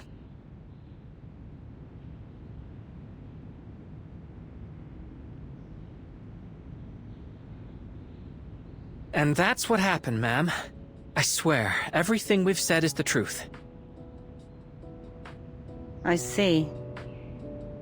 Just another group of foolish kids caught up in a conflict they shouldn't have been a part of. If I take you at your word, that is.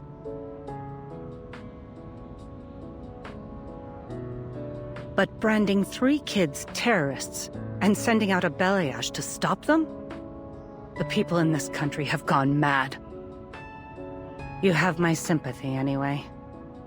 But I have more important things to do than babysit.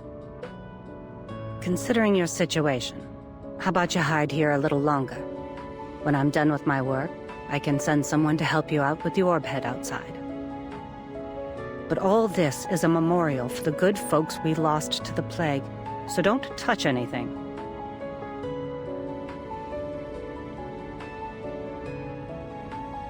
Or you can always leave. God knows I won't stop you. We'll accept your offer, ma'am.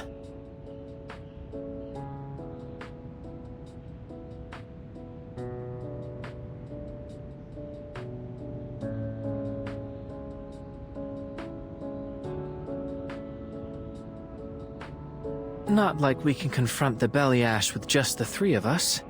Might as well stay put for now, right? It does make sense. We'll stay and help you, Madam Tamara. Then you're smarter than I took you for. Relax, I won't hurt you. Come, look.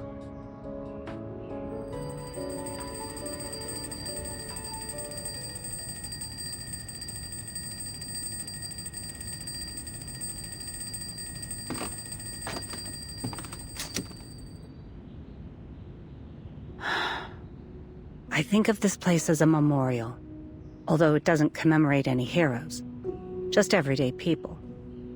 Like the one who owned all these clocks.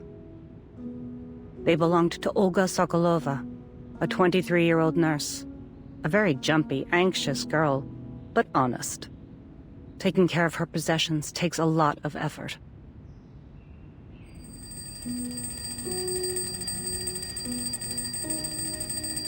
Patient number 28 needs their medication.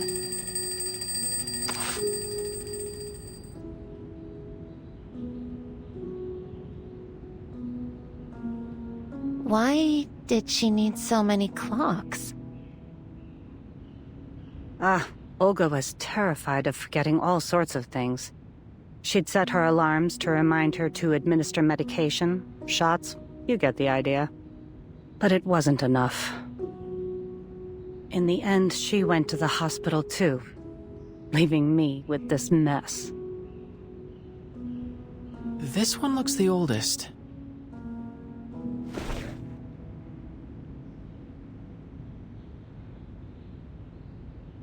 You're right, that was the first.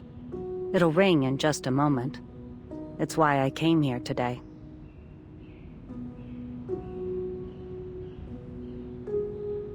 Happy 20th birthday, Sasha. You can turn it off now. Her daughter isn't around to hear it. The plague took her, just like so many others. 20 years old. How time flies.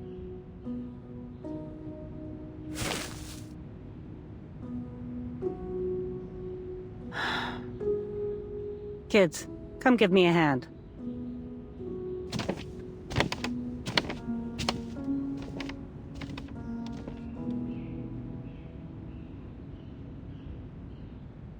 An entire wall of tools. Looks like whoever lived here liked making things by hand. That's an understatement. There's a basket under the workbench full of all kinds of toys and electronic parts. Andre and Vanya loved tinkering with those kinds of things.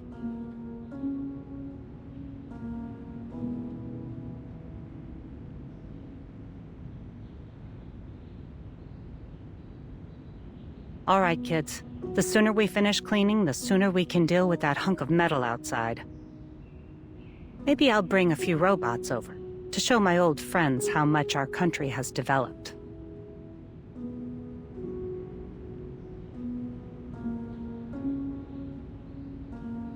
Is this why you've been keeping things just the way they were?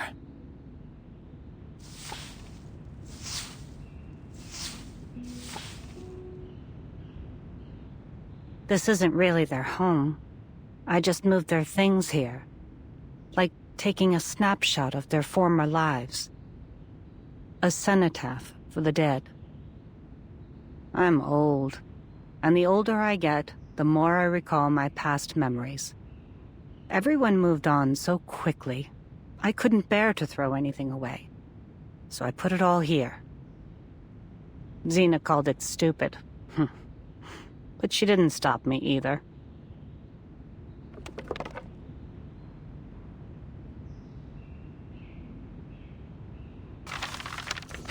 At the height of the plague, none of us would say it. But we all wondered the same thing. Is humanity doomed? But even so, no one gave up. Everyone kept on stubbornly surviving, as if we could outlast the whole disaster, outlast the sun itself. Whatever it took to see our lives return to normal. We would say, who better to withstand the harsh winter than us? We would help each other, encourage each other through the hard moments. We let the flames of our most fervent hopes warm our hands. We kept telling ourselves, don't cry. If we sow our seeds today, we'll reap a bountiful harvest in the future. But some never saw the spring.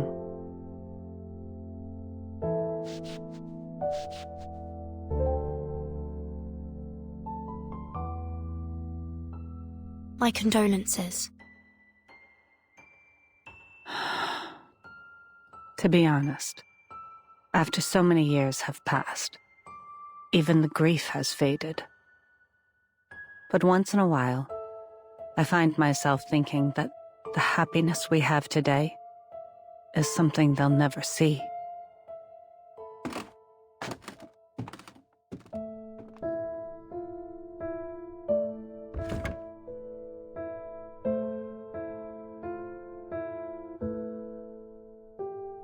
If Andre and little Vanya were still alive, they would have been overjoyed to see a world covered in metal machines. And Vanya's mother, Rosalia, she would have been happy too.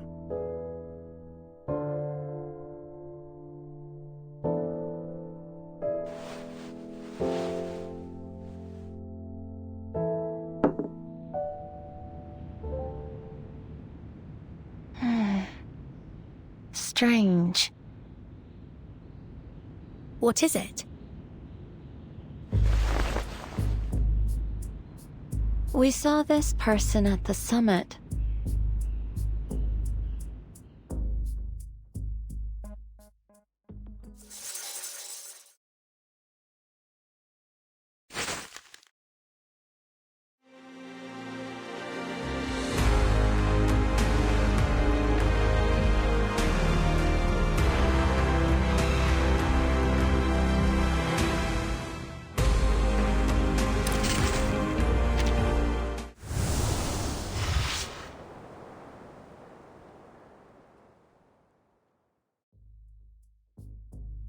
You mean little Vanya? Are you sure?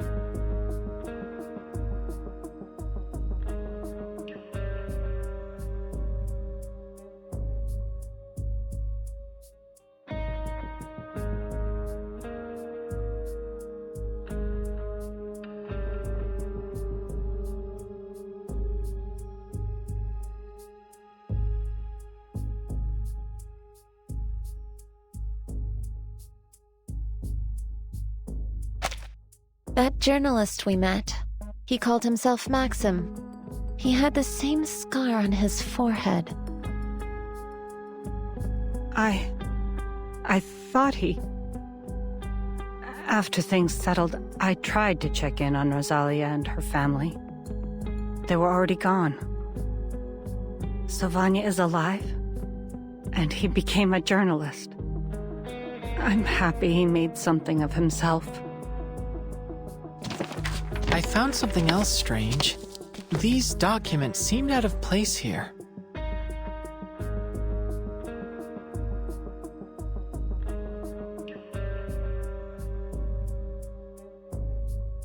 Having made a cursory glance, they seem to concern the robots we've encountered so far, including that big one that chased us here. See? Take a look at these schematics. Tell me this isn't that Beliash thing. But why would anyone keep these files here? These look like highly sensitive schematics. A seemingly abandoned location close to the summit venue. It makes sense, wouldn't you say, Tamara?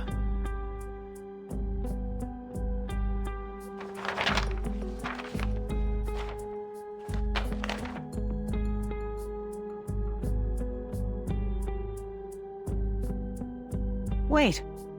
I recognize this handwriting. No one writes a ya like this, except little Vanya.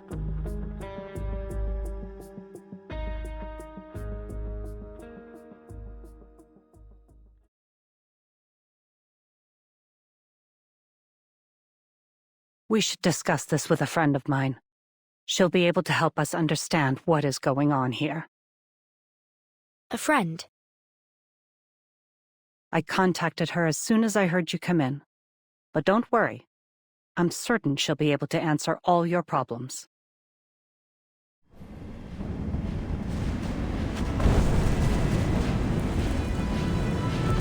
What is that?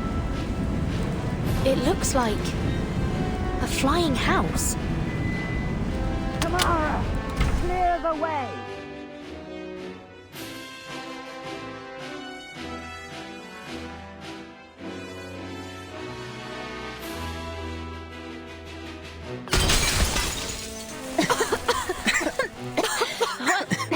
What?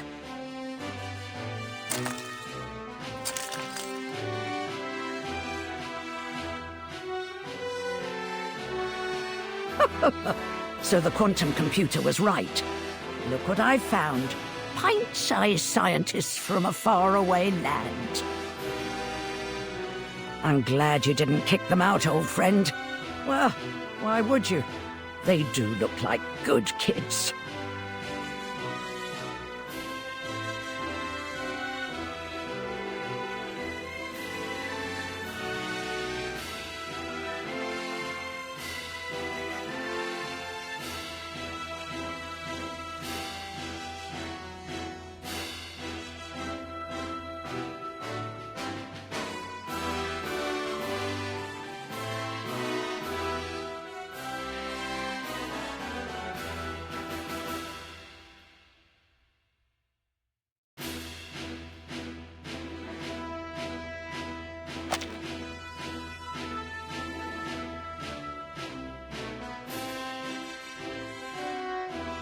The name's Xena, but call me Granny Xena. That's all you need to know for now.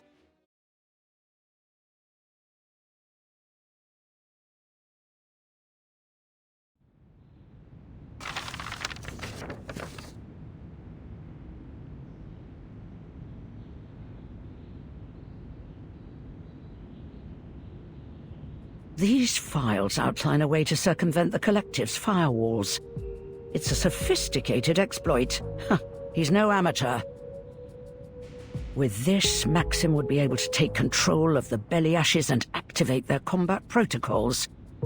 If what I'm reading here means what I think, then Comrade Sechenov is in 6 layers of deep shit. He's in trouble. Why?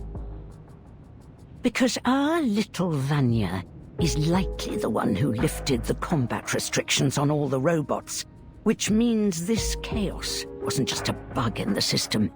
It was targeted. Then you mean that he could be the one that sent that giant robot after us?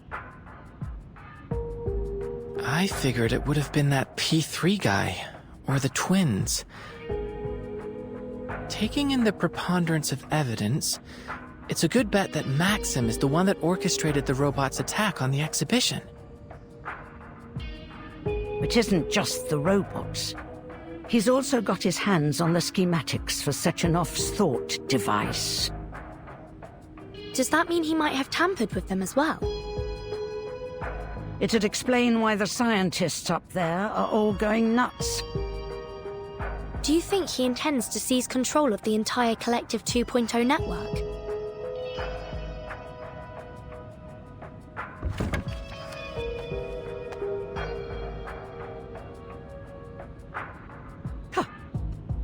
I knew this little project of Sechenov's would wind up with everyone insane or brain dead.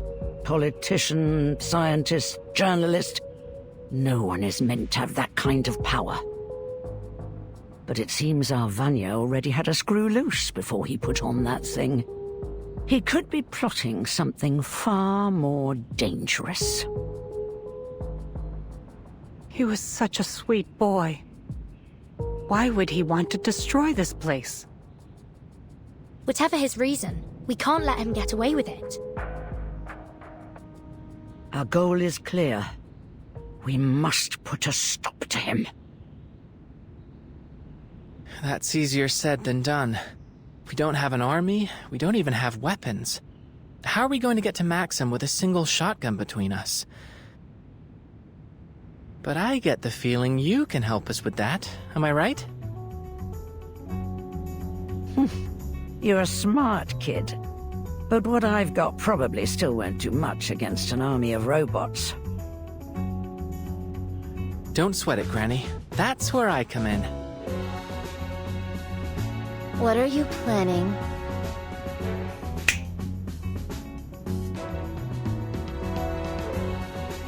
To do what I do best.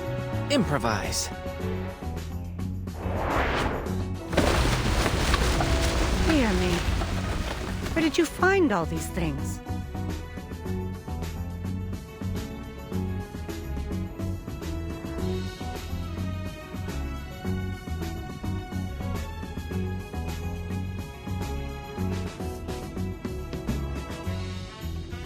I collected them from the other rooms.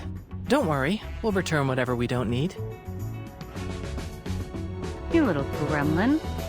You'll return the rest, and help me clean up after this is over. Are you telling me you plan to upgrade my guns with this load of crap? I'll buy it. Now show me how.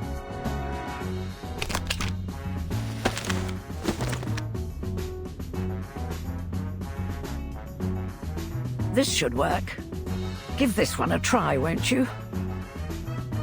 Thank you. I fashioned an electromagnetic accelerator to the muzzle, as you requested. You take care of the rest, X. Wait, what's that you added to your gun? A music box.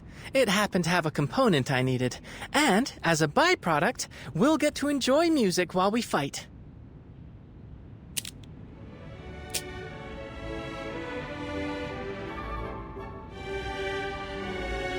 Why did you pick that song, of all things, boy?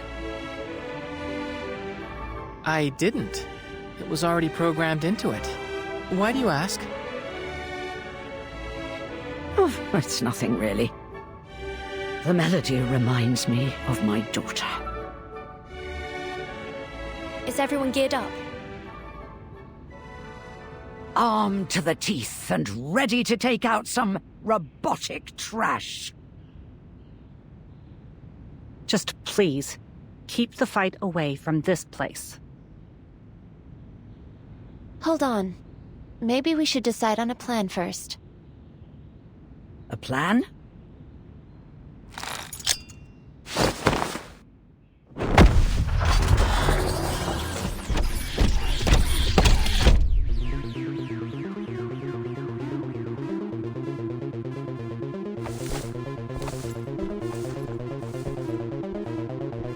You wanted a plan, didn't you?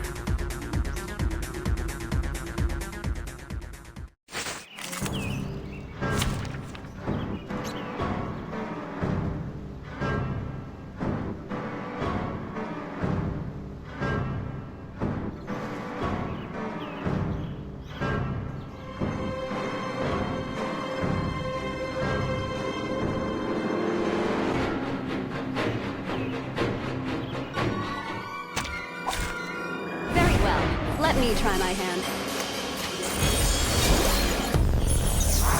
Так ярко и тепло. Это как же так?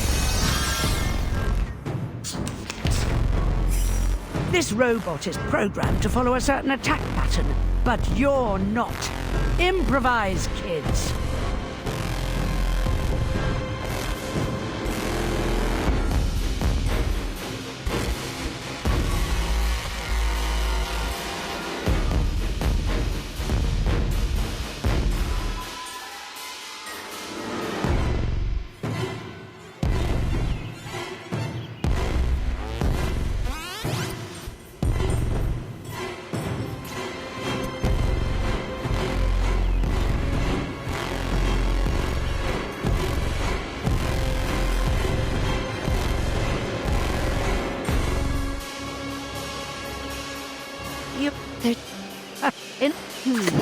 Whoa. Ah, an interesting one.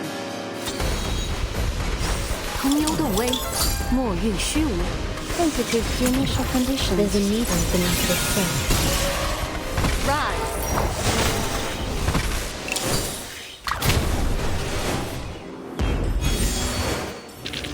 Oh, I do like seeing their faces now. Beaten into the ground like this. How do you like that?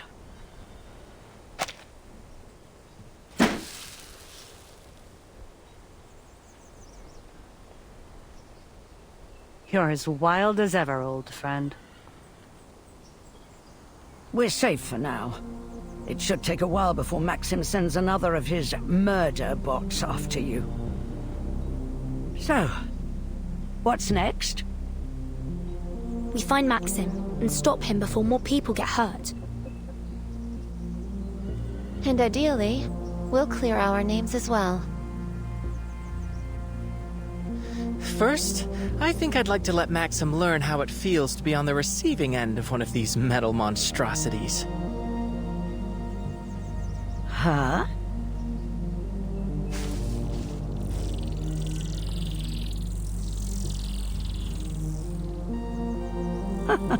Clever. I wouldn't mind having a big, angry metal poppy on our side. I appreciate Maxim leaving behind those documents. It's made it much easier to replicate his hacking exploits.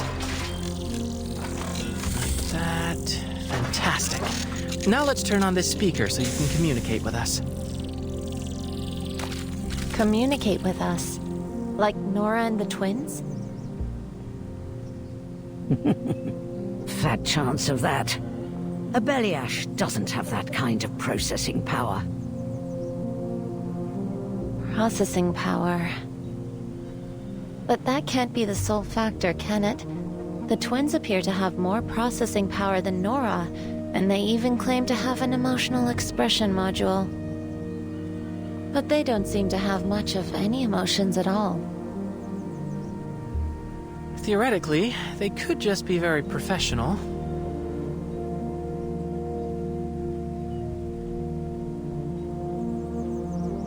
Never mind. Perhaps I'm just projecting my own biases. Who's to say what motivates a robot's heart?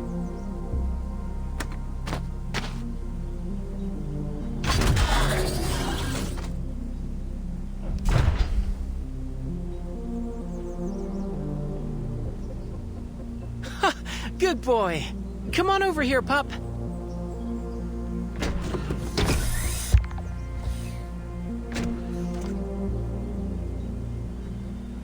Well done, young man. This puppy of yours should be more than sufficient evidence of Maxim's involvement, if you can get it to the exhibition hall. Are you coming with us, Granny Zena? Me? Oh, no, I think not. You kids are on your own from here. After a fight like that, I almost feel young again. Almost. But I'm not stupid enough to run towards trouble at my age.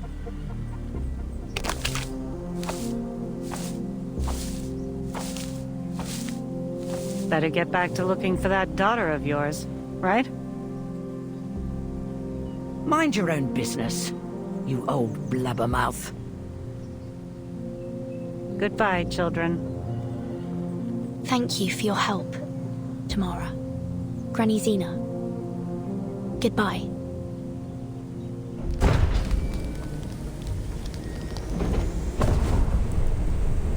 Let's go, Pop.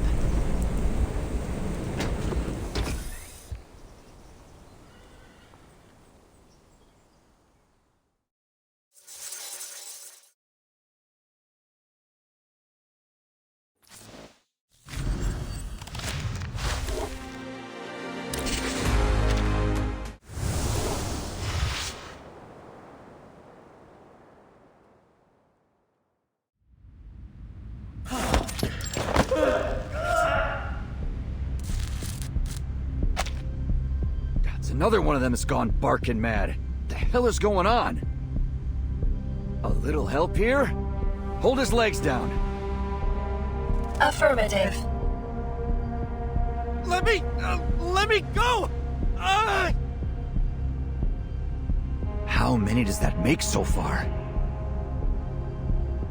Based solely on our observations, this is the 7th individual to experience a serious psychiatric break. Crispy critters. Left. Are there any sedatives we can use on him? Think the repair vendor could synthesize some? The repair vendor has experienced a serious emotional malfunction, Comrade Major. Damn it. You mean that crazy fridge can't even repair herself?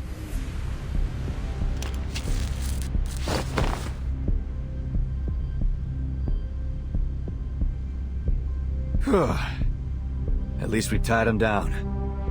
Thanks, ladies. Wouldn't have expected these brainiacs to be so tough. It'd be easier if they were robots. All they need is a bullet to the head. Comrade Major, please be mindful of your choice of words. There are international experts present. We should not need to remind you of your mission.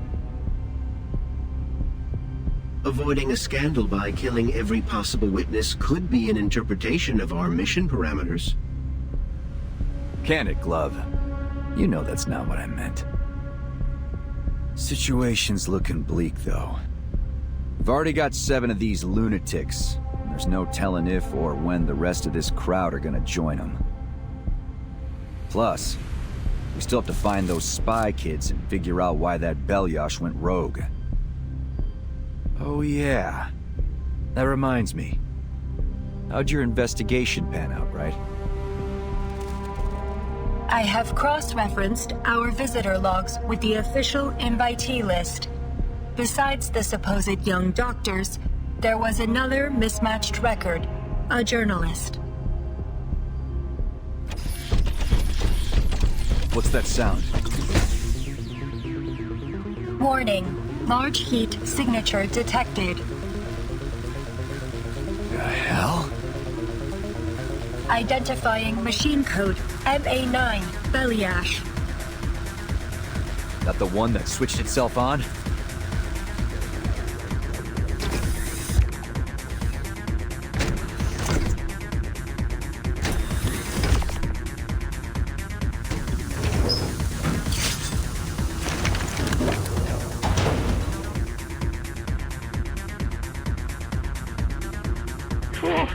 Please don't hurt me.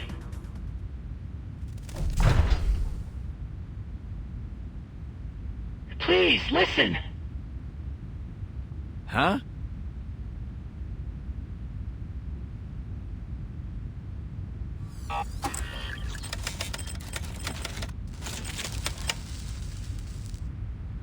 You're saying this Maxim guy is behind the attack?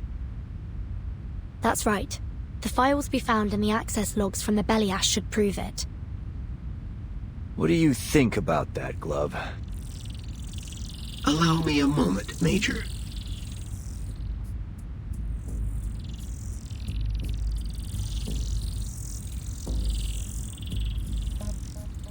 Analysis complete. There are 2 unauthorized access logs in the MA9's database.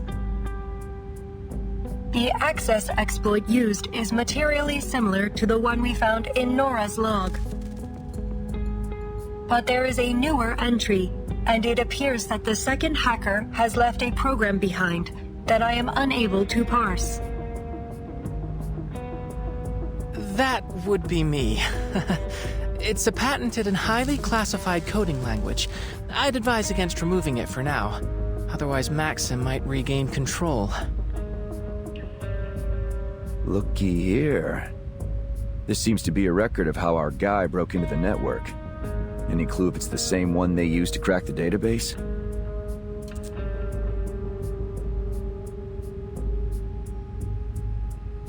Affirmative. It is reasonable to conclude that Maxim is responsible for the malfunctions affecting Nora, the VOV-A6, and this MA9 Beliash. And therefore, that he is also responsible for the wider attack on the exhibition hall.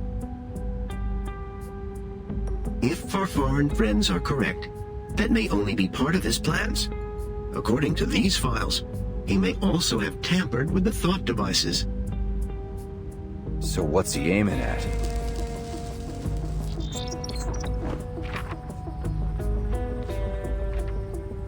His already demonstrated sophistication with robotics suggests he could have easily adapted the thought device. To start with, he is likely using his own device to control the facility's robots remotely. But it's only logical to conclude his aim was to bring about an international uproar, to disrupt the launch of Collective 2.0. If that's the case, could he also have something to do with what's happening to the scientists? A reasonable hypothesis, to be certain. Crispy critters, we've jabbered enough. Let's just find this asshole and beat the truth out of him. Do we know his location, ladies? There have not been any registered turbine departures since the beginning of the attack. We can infer that the suspect is still somewhere within the confines of this platform. If he's still here, then he must have intended to observe things from a secure location. Is there a room in this facility where you might be able to monitor the entire exhibition center? Somewhere secure? Excluding offline locations. Analyzing security and monitoring feasibility. Conclusion: the power control room. Do we have some way to check if he's there? Affirmative. Provided the communication system linking these locations is not damaged.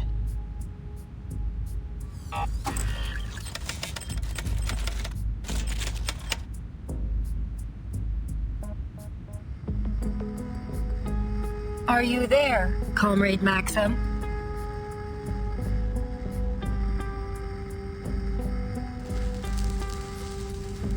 We must conclude that your attack on this facility and the staff here has some specific purpose or goal. Are you willing to open negotiations?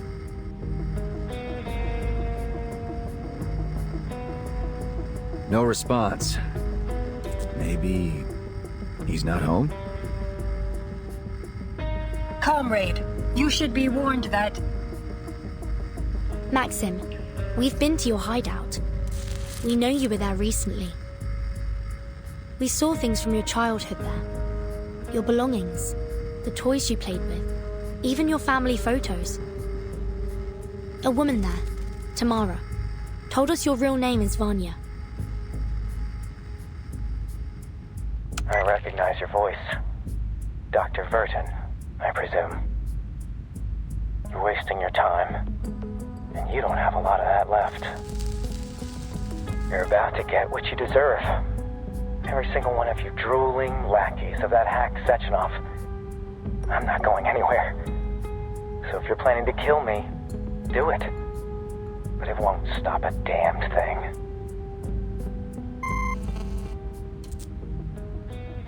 This guy's got a death wish. What's he planning? Whatever it is, he's made it clear where to find him. The power control room.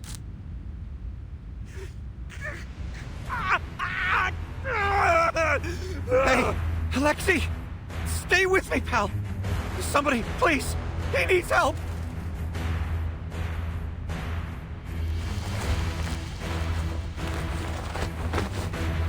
I'm here. What's happening? I don't know. He's starting to seize up like the others. Tie me up.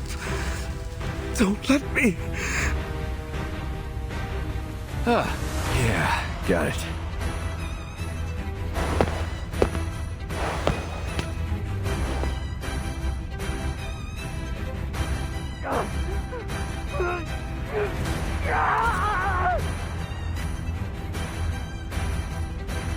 Crispy critters.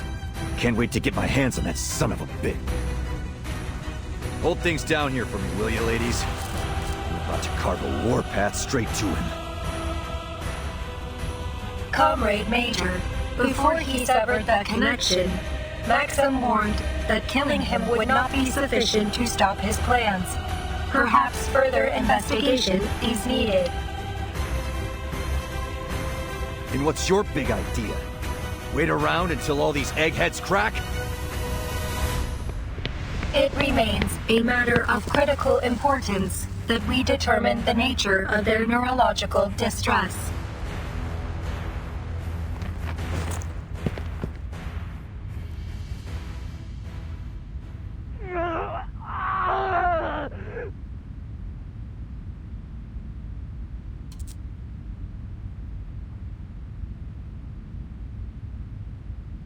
Hold on.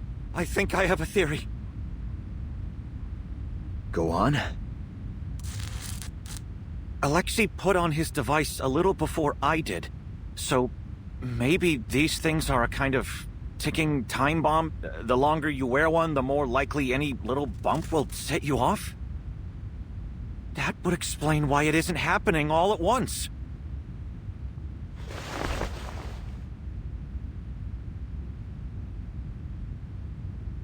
But that means we're all in danger of going off without warning. That includes me.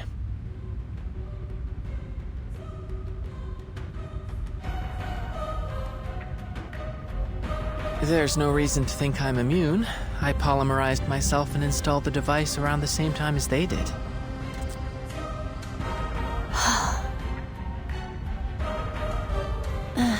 This wasn't the data we were hoping to collect.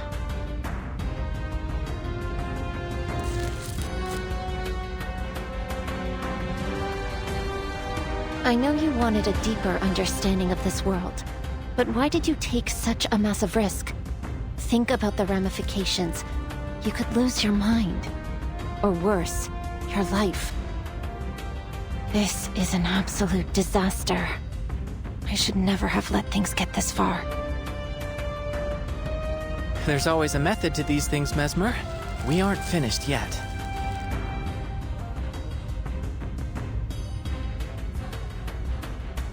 Progress requires risk. We've always believed that. As researchers, we discover truth through experimentation. Now, we have one critical piece of the puzzle, and the minds to crack it. Are you suggesting we try to dissect a thought device to pinpoint how it causes these psychotic breaks? Precisely.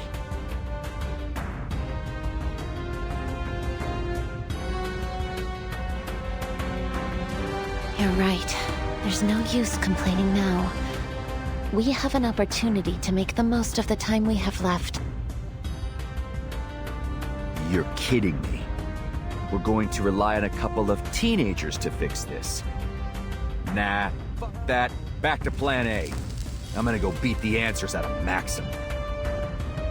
Wait, Major. The people here need you. Besides, he already made his intentions clear. He'll die before telling us anything. We have to solve this problem ourselves. What's more, it seems your companion is the only one here with any working knowledge of the thought device. We'll need his help. Someone still needs to get him before he causes more trouble. Then allow me to go. As a neutral party, I might have a better chance to negotiate with him.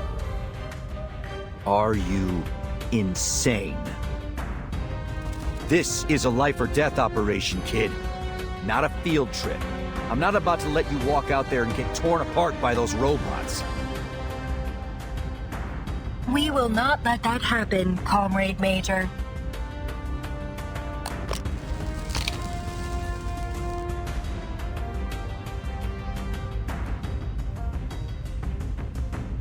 I know it may be hard to believe, but we're trained researchers. I was practically raised in the lab. We may have come here under false pretenses, but we're proven and capable scientists. We can handle this.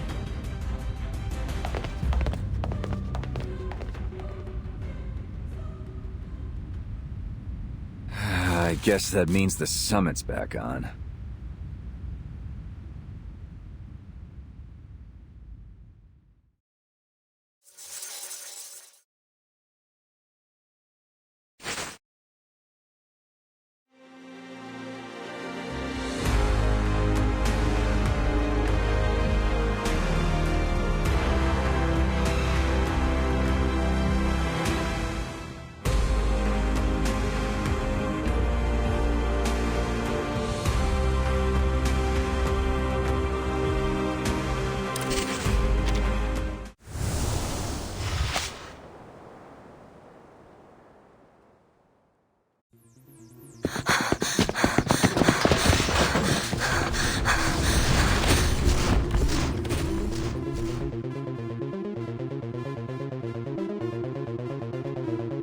The power control room is up this staircase. We must travel another 80 meters forward, turn left, and then reach the room at the end of the corridor.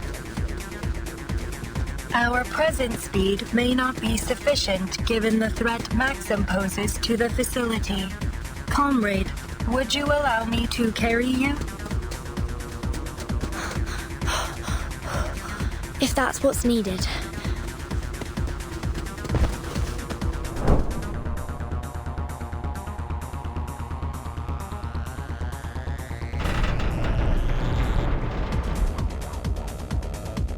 Structural failure imminent. Please brace for impact.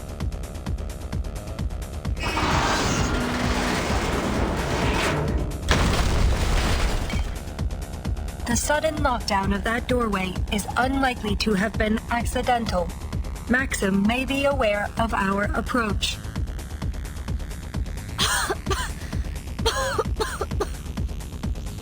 Comrade Doctor, are you hurt? I'm fine. It's only the dust. Apologies, comrade. I will attempt to warn you should I perform a slide of that nature in the future. It's quite all right. Let's just keep moving.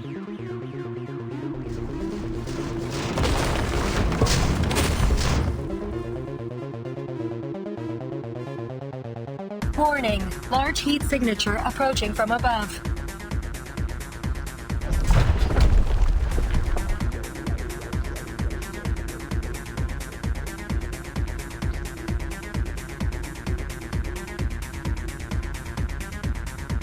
Scanning. Heavy firepower detected. Another belly ash variant adapted by Maxim. Defensive matrices engaged.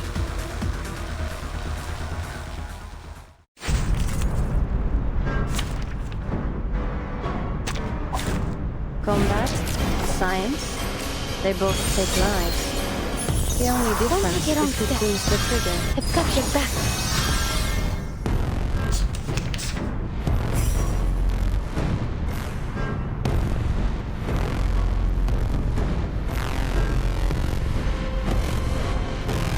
Wall, west wall. Okay, maybe take a deep breath. flutter off in the cool, soft air. Near the butterflies and light hands red heathcote, a brocade yet to be finished. The stars suggest that with only some Interacting with polymer. Repolymerizing.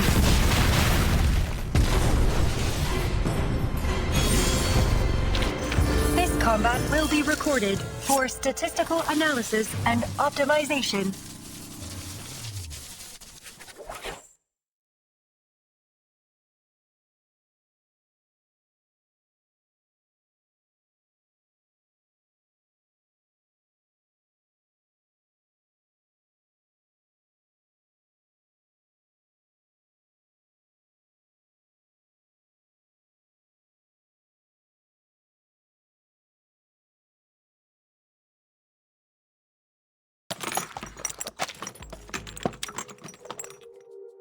We have 2 unused thought devices to examine before we poke around in anyone's head. Let me see them.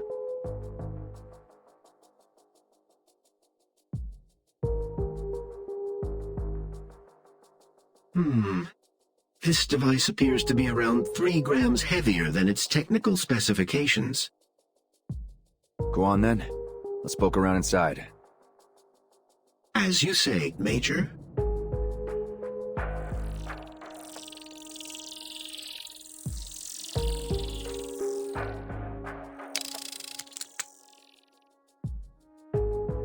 That is unusual.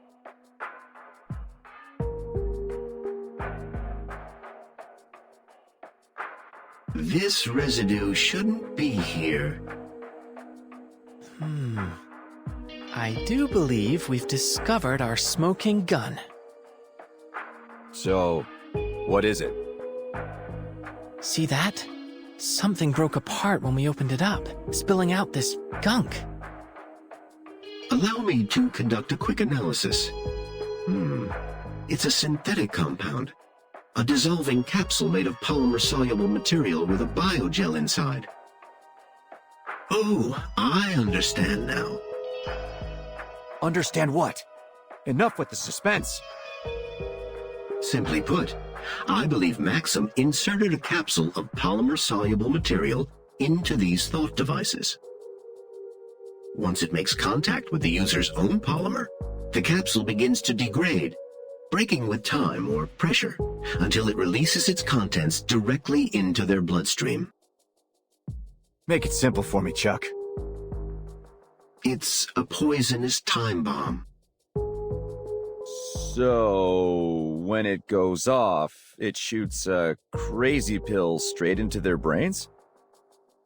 We'll need to do further tests to determine its full effects, but it's possible that the toxin may ultimately be fatal.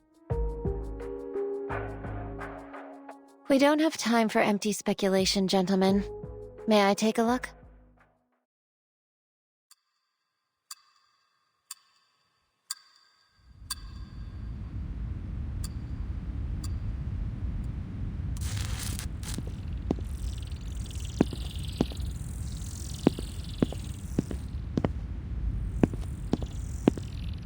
We done yet? I'm getting a cramp standing like this. Almost. Hold me higher. I can't see the screen. Yeah.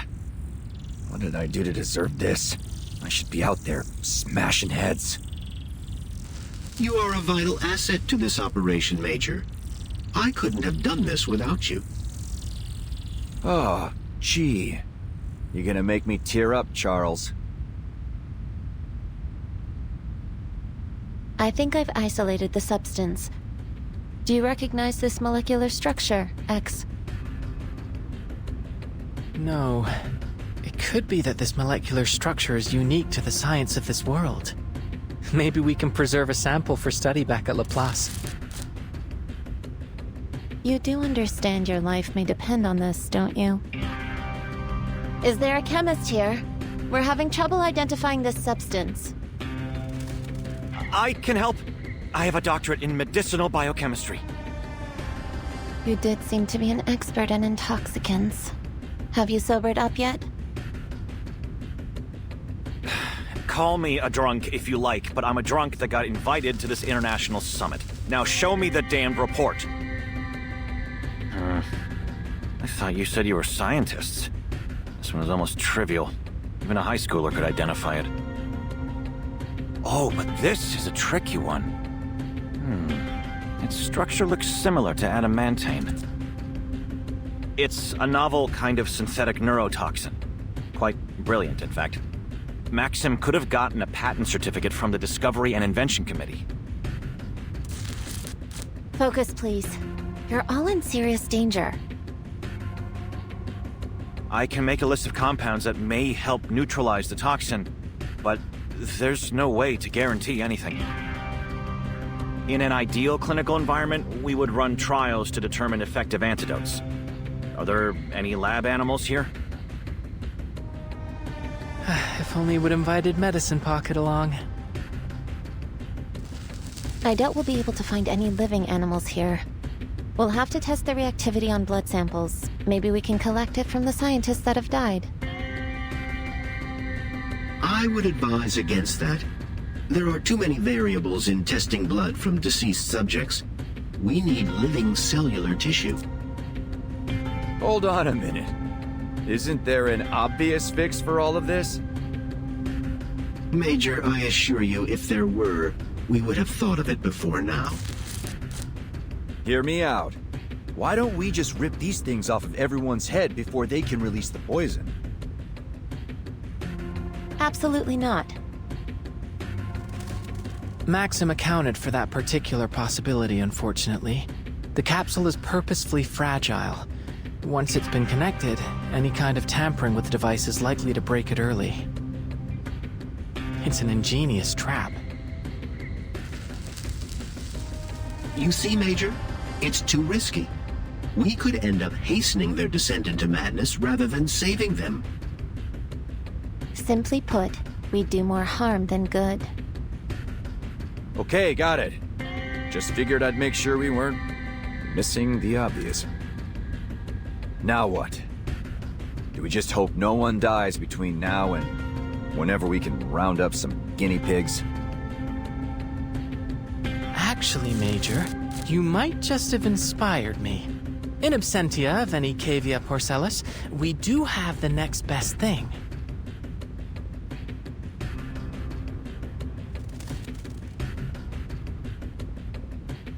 You're crazy. We extract a reduced dosage of the neurotoxin and inject it into me. Then, we test out the antidote systematically until one works. You already sound insane.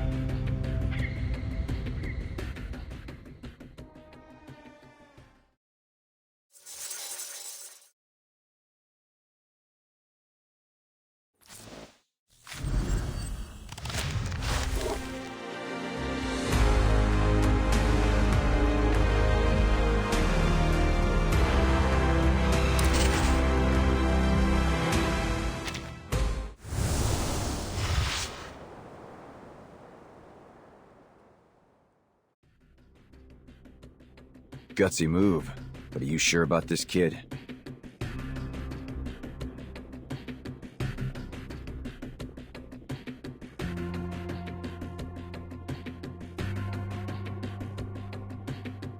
Besides, how do we know your device hasn't already triggered? If we inject more of that stuff into you, even an antidote might not be enough. It's the best solution I can see. Given I only became polymerized earlier today, I should be especially sensitive to a polymer-based poison. My reaction will be easiest to observe in small, controlled doses. It's what Madame Lucy would do. No, it isn't. She would never approve of such an irresponsible act of self-sacrifice. Nor will I. Let's just hope that Vertin can convince Maxim to give up an antidote. I won't allow you to gamble your life on this while there is still a chance to find the solution another way.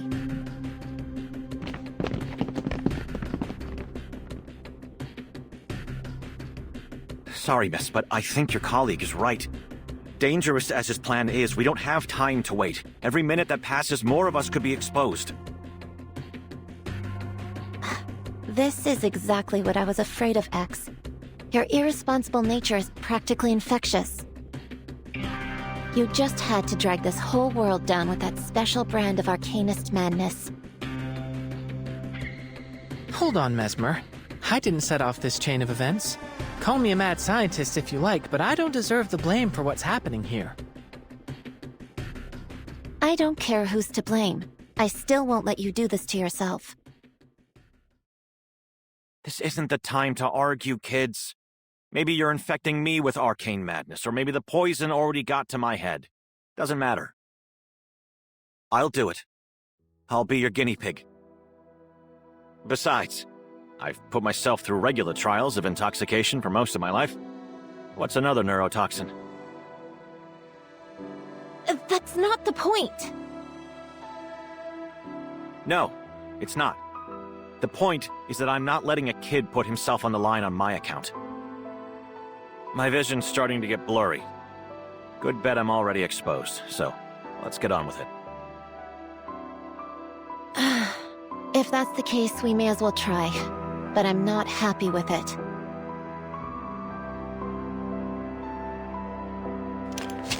All right, nice and tight.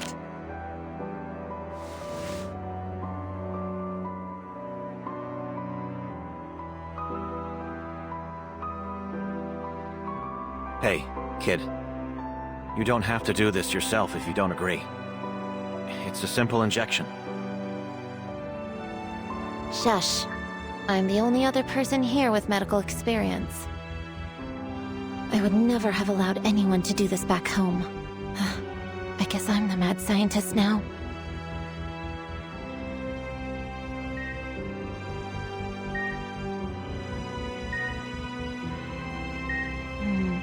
Your body temperature is rising, likely a reaction to the toxin or the antidote.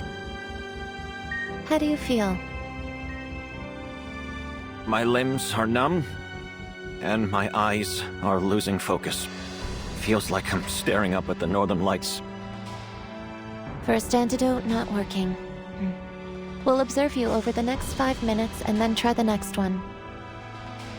Mesmer? What now?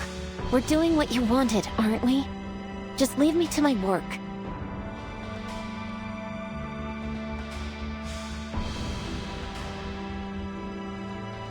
The antidotes could react to each other if applied on the same subject. So, why not try the next one on me? It's about time. I'm beginning to experience symptoms. Diplopia, nausea, the works. You'd better come back with a solution, Burton.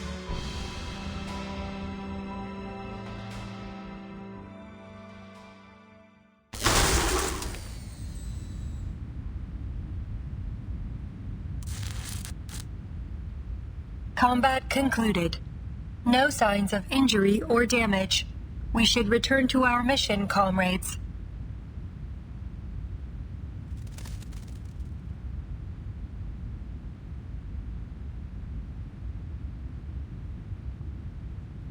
Left.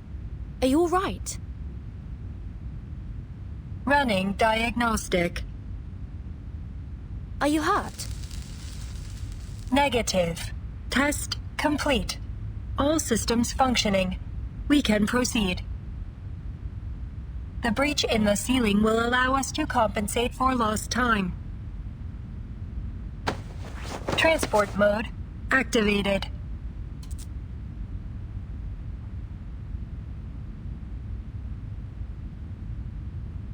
Again, please brace for impact.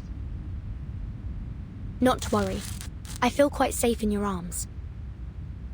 I am pleased to hear that, Comrade Doctor.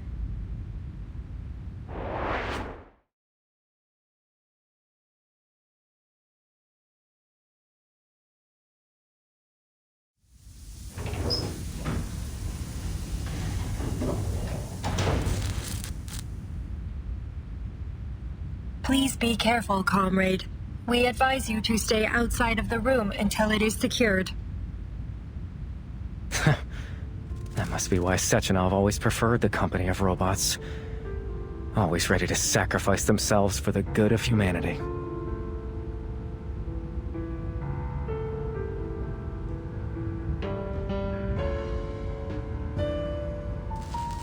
I wonder what you really think. Do you see other robots as your people? Does that emotion module of yours prick with doubt or pain when you see your kind die?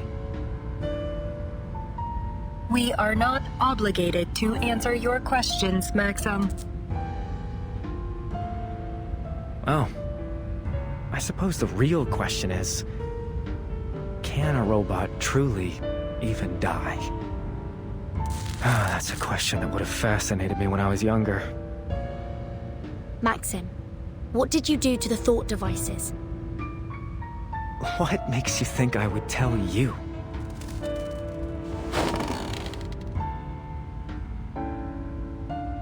I'm not from here. I don't know what Collective 2.0 means to you or to this country. I just want to understand. You expressed concerns about it before. Maybe you think the world would be better off without it. I don't know. But what I do know is that what you've done here is wrong. Whatever the intention was, it wasn't worth killing innocent people. Whatever the intention. You're more right than you know, young lady.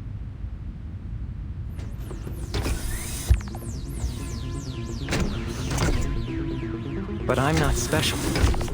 Making ends justify the means. That's just the way we do things here. Haven't you figured that out?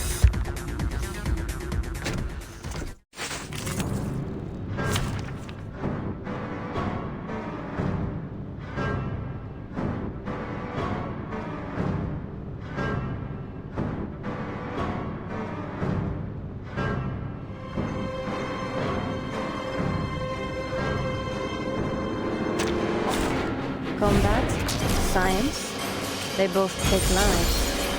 The only difference is who pulls the trigger.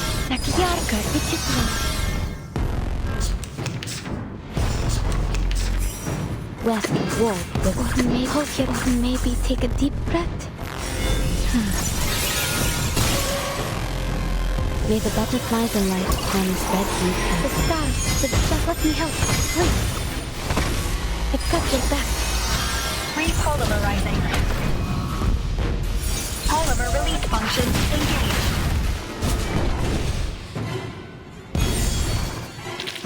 Oh, I do like seeing their faces now, beaten into the ground like this.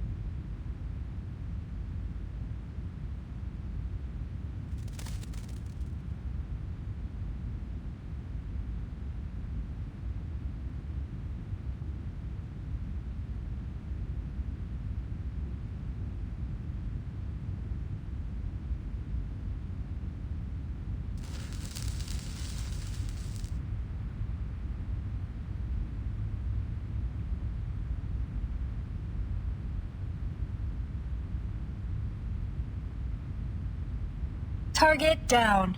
Area secured.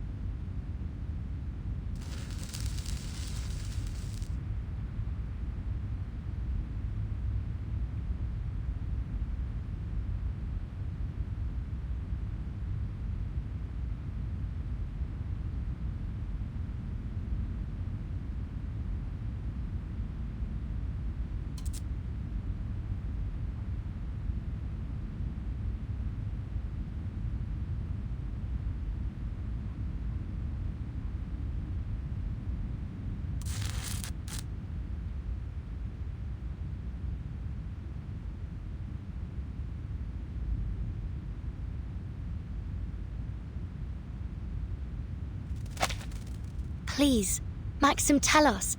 Is there an antidote, or at least some way to prevent exposure? Is that your best effort? The Argentum unit would have at least brought truth serum.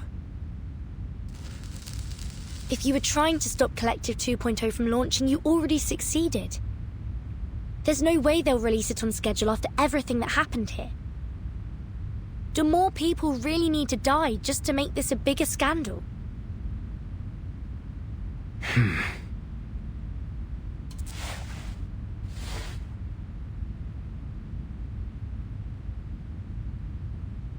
Sechenov deserves every punishment coming to him. But you're right. I never wanted people to suffer in vain. There is an antidote. Abnormal heart rhythm detected. Comrade Doctor, be careful. He may be engaging in deception. It's all right. Please, Maxim, just share it with us. It's a simple antidote. Though, I'm afraid I'll be taking the first dose.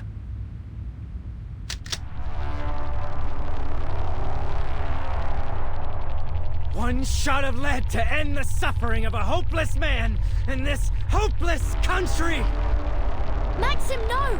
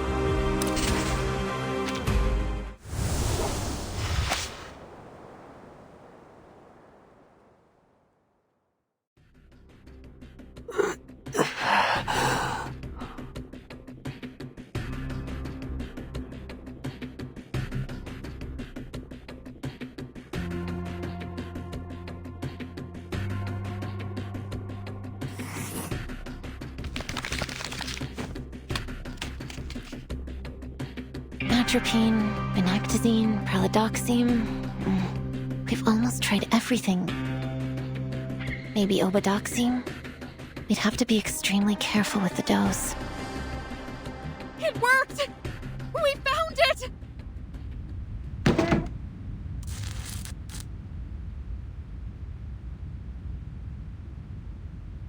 The 6th antidote worked! Subject 6 has regained consciousness! Oh, crispy critters, finally. Don't celebrate yet. It could be terminal lucidity. We'll need to observe him a little longer, but we can start preparing his antidote for the others. If we determine it's effective, we'll start treatment in order of severity and length of seizure.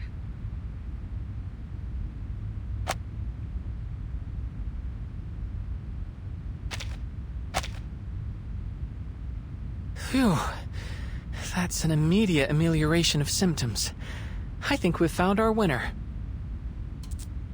It's strange. I can almost feel the polymer reacting inside me. It's possible that you're more sensitive to the treatment, just like you predicted. I think you may have saved my life, Mesmer. Just don't ever make me have to do this for you again. No more random injections. Got it? That's asking a lot for a Laplace researcher, don't you think? This isn't Laplace. You really can be insufferable sometimes. What happened to the power? Is anyone using a respirator? Get them on a backup immediately. It's not the power. Everything's still running. Self-destruct sequence activated. Countdown. 15 minutes. Self-destruct sequence? Mesmer Jr. and Little X. Mesmer Jr. and Little X. Your parent is waiting for you at the power control room. Repeat. Your parent is waiting for you at the power control room. Huh? That has to be Vertin. She might be in trouble. I guess we'll have to go find our parent.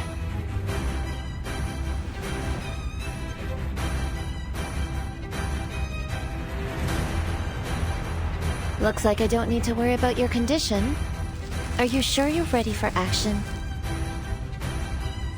Absolutely. Just as long as you don't expect me to be as dexterous as the twins. But what about the other patients? We've got things handled here. We even got the drunk back on his feet. Just go.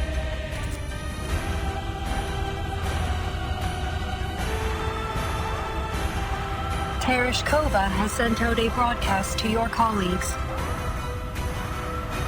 A large number of Maxim's robots appear to be leaving their patrol routes. Given the circumstances, any attempt at evacuation will be a significant risk. Should we proceed? We have to do whatever we can to preserve lives. Understood. I will attempt to locate suitable vehicles within the facility. Comrade Doctor, your friends will arrive in 3, 2, 1.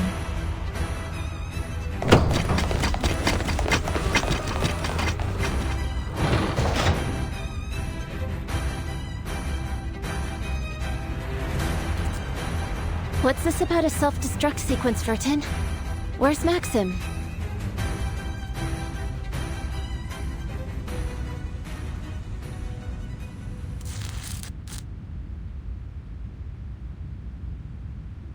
I couldn't stop him. The sequence was activated as soon as he died. It appears that Maxim programmed a tripwire into the facility's self-destruct protocols. The only way to abort the procedure is to enter the administrator password, which has been altered. Speculation. And only Maxim knows the password.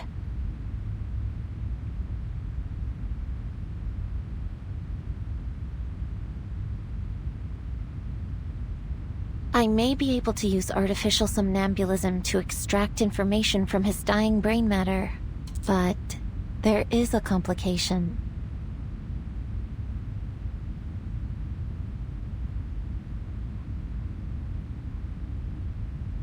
Let's hope he didn't destroy his hippocampus. He's been polymerized, right? We already saw that it preserves some measure of the individual's brain activity after death. But we can't possibly predict how artificial somnambulism would interact with a technology like that. And even so, we know that the polymer doesn't preserve life. It only extends a limited imprint. We can't be sure of the extent or even the stability of Maxim's memories. Diving into a dead man's dreams, even if we were fully equipped, and we're not, we could still end up lost in it. Nevertheless, what other option do we have? So, I'll play the mad scientist yet again. It's becoming a pattern working with you two. X, I'll need some improvised equipment. I'll make a list. I don't care if they run on a hamster wheel or marbles running down a course. Just make them functional. I'll facilitate your every expectation. Left, would you mind giving me a hand? Searching for keywords. Artificial somnambulism. 0 results found. But I am at your service, comrade doctors. First, we need a glass harmonica. Is there one here? Unfortunately, the Polymer Exhibition Hall does not contain any musical instruments of that variety. But it's essential for artificial somnambulism. X, can you build it? Sure. Give me 4 hours and a room the size of a football field. This isn't the time for jokes. Left, could you find a suitable substitute? searching for exhibits with similar functions and potentially useful raw materials.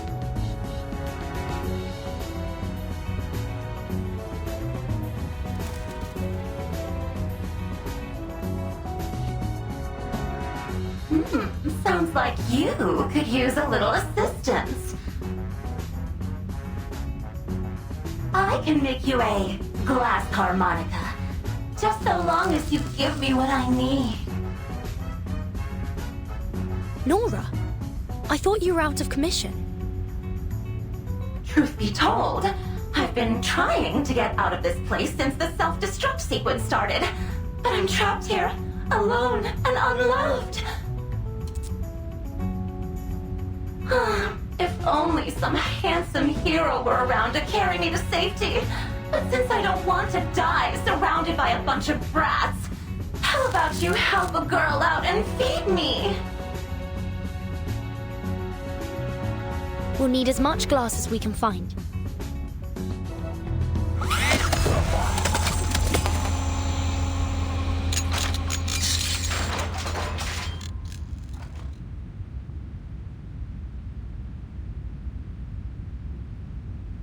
Your intuitive grasp of technology is astounding, Comrade Doctor. I have made a recording of your process for future reference. I know I said you could make it any way you like, but will this thing really work? I'm positively certain. It's an unorthodox design, I know, but the physics are sound. I'll take your word for it. Now, who's going to dive into Maxim's dream? Oof, I wouldn't dare be caught with such a hideous man. That hole in his head was practically an improvement. Me! Let me try! No, you're the only one who can fix the machine if anything happens.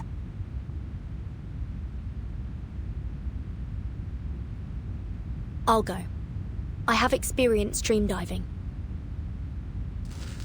You may require the assistance of someone familiar with polymer-based technology. With your permission, I will accompany you, Comrade. It should be possible to send you both. I've created an interface on the device that Left can plug into directly. I suggest against it. We can't afford to lose both of you. Your concern is noted, Miss Mesmer. But the risks are greater if either of us goes alone. I'm going to need a long vacation after this. Vertin, put the helmet on. Left, plug in. There may be a brief tingling sensation, but don't panic. It won't last. A tingling? Yes, one of the side effects of artificial somnambulism. Understood. Ready to connect. We trust you, Mesmer Jr. X. Appreciate it, Vertin. I'll fortify the room as best as I can. We should be able to hold out for now. All right. I'll guide you in.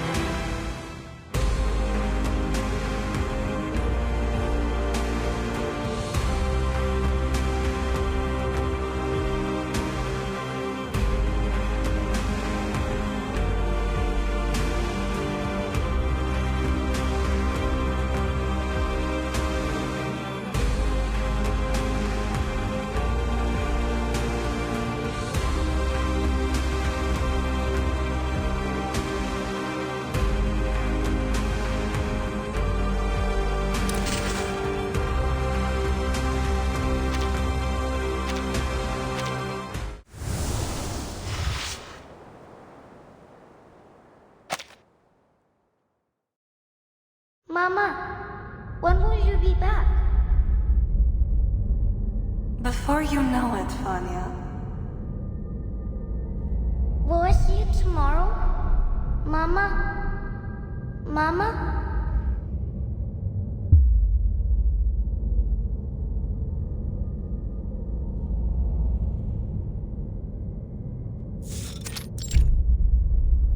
Can you hear me, Vertin? As I feared, the dream is unstable. There's abnormal data mixed in with Maxim's fading memories. I presume it's coming from the polymer.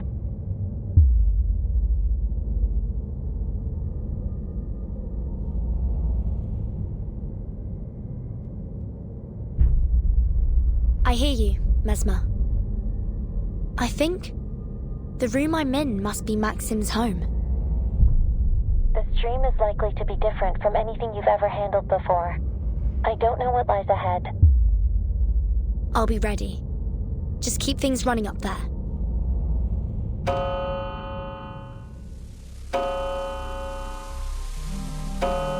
Hurry up, Vanya.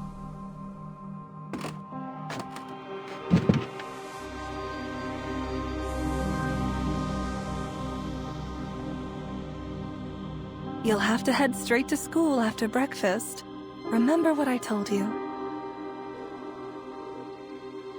Wash your hands, keep your mask on, and apply disinfectant as soon as you get home.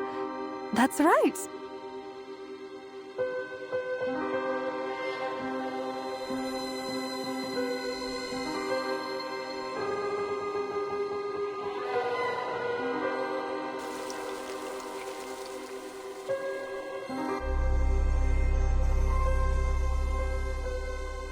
No, Mama probably won't be home tonight.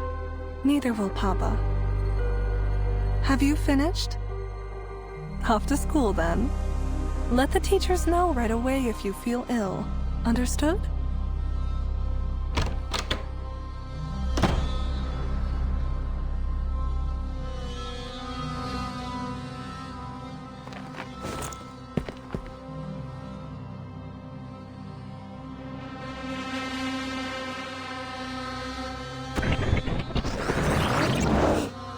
Hurry up, Vanya.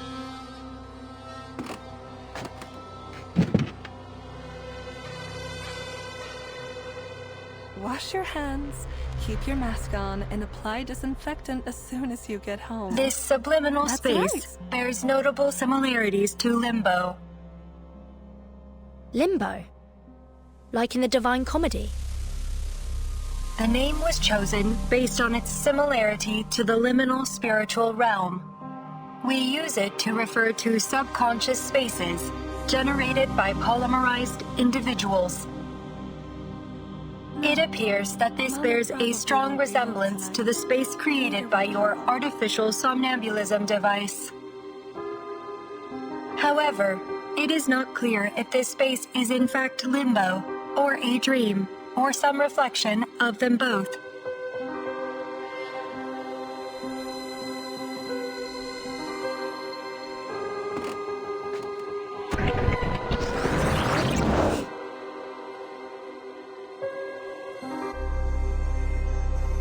We're on a deadline, remember? We need to induce Maxim to recall his password. But try not to push him too hard. There's no telling what additional stress might do to the dream state. We're already operating in the margins. Maybe start by collecting clues from the surroundings. This moment must be from Maxim's childhood. Do you have any idea what's going on? Speculation. This appears to be during the early months of the plague. During this time, hospitals were overloaded, and doctors were often forced to work long hours, isolated in quarantine zones.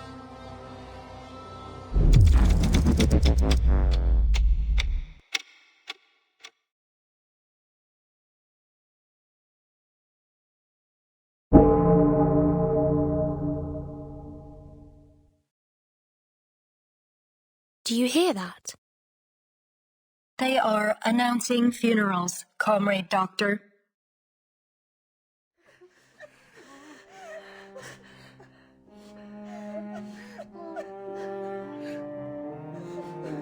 Come here, Vanya. Don't be afraid.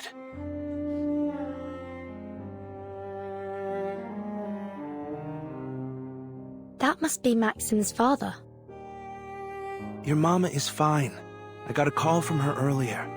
She's just too busy to come home. You know, your mama is very brave. She is doing a great service for us all. Someone must go to the hospitals and take care of all the sick. I know you miss her. So do I. But there are others that need her more than we do now.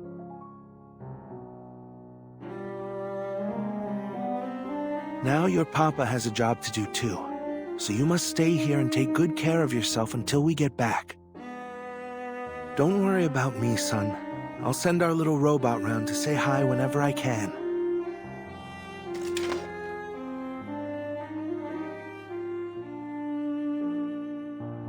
That sickness has hurt many people, but your papa will do something to stop it. Since robots never get sick, we'll have them keep the world spinning. That is how we will save our land and our people.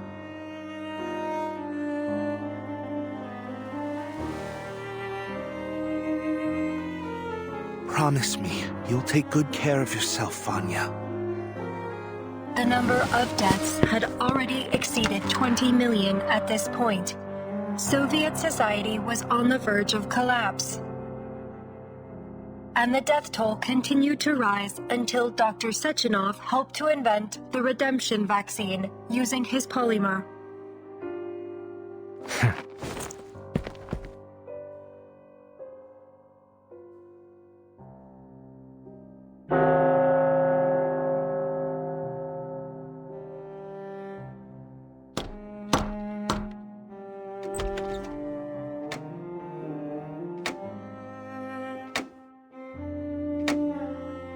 You're mistaken, comrade. We're not your parents.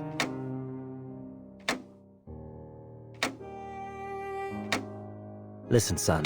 Can you gather up your family's papers? Then you'll need to come with us. Your parents... they... Anyway, just follow us. We'll take you to them. Quickly.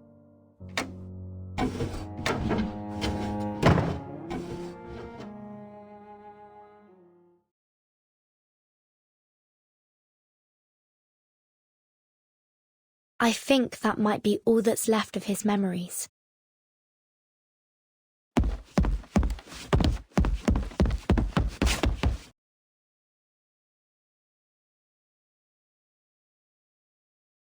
Who are you people? Leave me alone! Maxim, you can still save lives before it's too late. It's time to let go. Why? Why?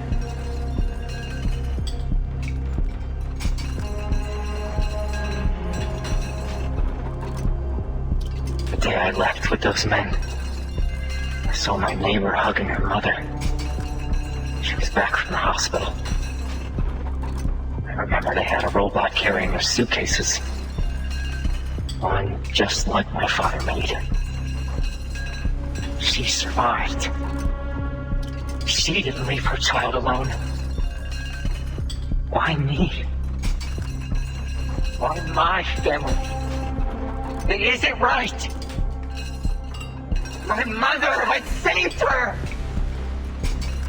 My father made the robots that took care of them. But they didn't get to come home. They left me alone. And all I had to remember them were the tattered medals the government gave me on their behalf. I never learned where they were buried. They could be lying in some unknown, unmarked pit. Or buried away ass!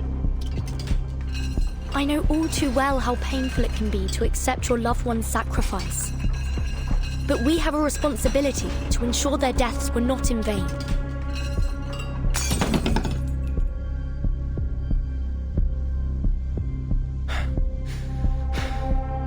few memorials, a few medals. Then things changed. People stopped remembering. They started saying that it was the Collective that saved them. That's right. The Collective.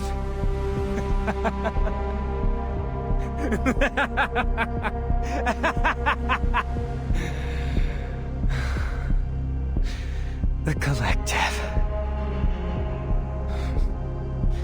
What a glorious, heartwarming name. It brings to mind all of those soldiers marching in lockstep in the celebratory parades. Thud, thud, thud. Behold our march to the future, comrades. We will build a new world forged by our hands. Aren't we all so proud of the Collective?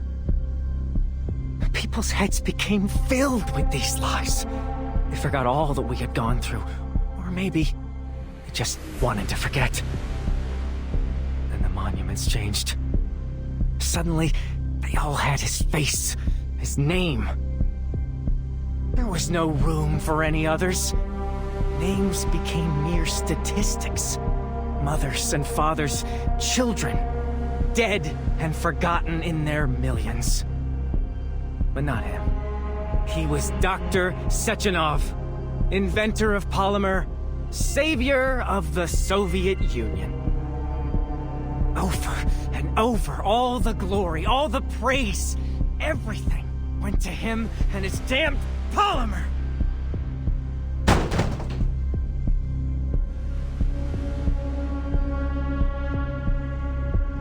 How can that be?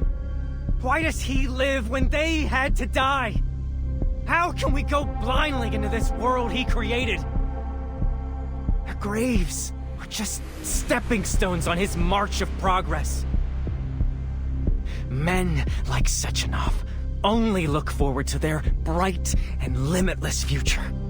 To them, the sooner the dead are forgotten, the better. That isn't true, Maxim. Of course, the ones that survive should mourn and honor those they lost.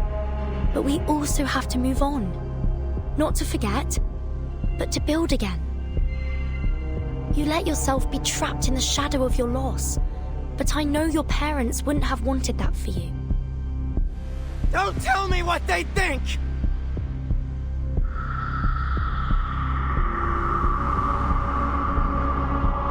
It's easy for people like you to think that. To pretend that two kind words are enough to bury their dead. But then you praised me and took everything from them. It isn't fair!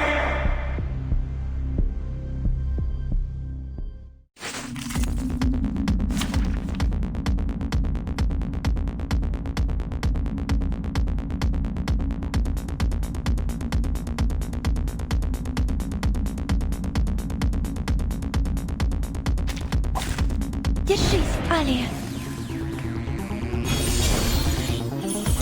Так ярко и тепло. It's got your back.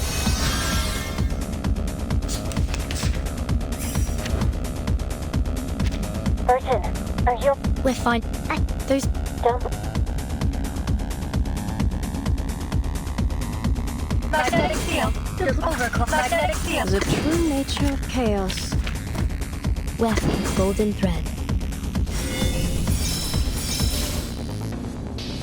Sometimes it's just more effective to get The brocade yet to be finished. Energy levels rising. Target locked. Energy levels rising. Target locked.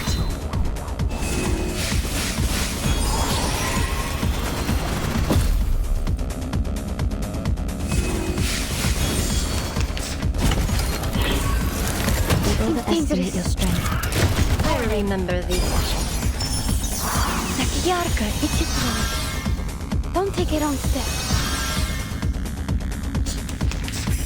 My attacks have been nullified. His condition of... Understand.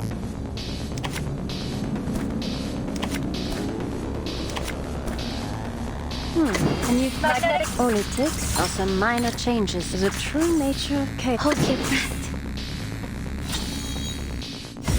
Sensitive to initial conditions. Could the flap of a butterfly's wings in Brazil stir a tornado in Texas?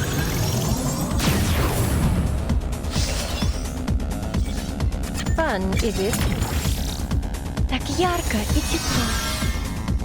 Interacting with polymer. Polymer release function engaged. Interacting with polymer.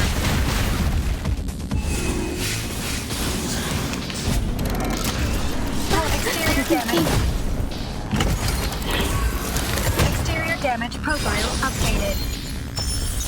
I've got your back.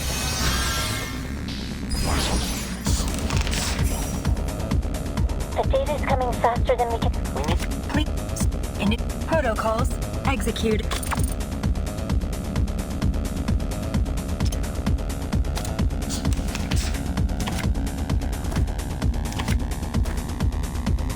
War with lost silk. A new toy. The true nature... Or maybe weft with golden thread. Hold your breath.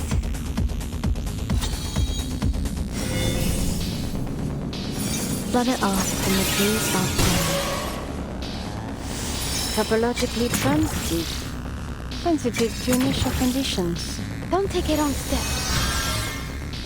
There's a needle beneath your thread. The stars are just out of reach. Time for the curtain call.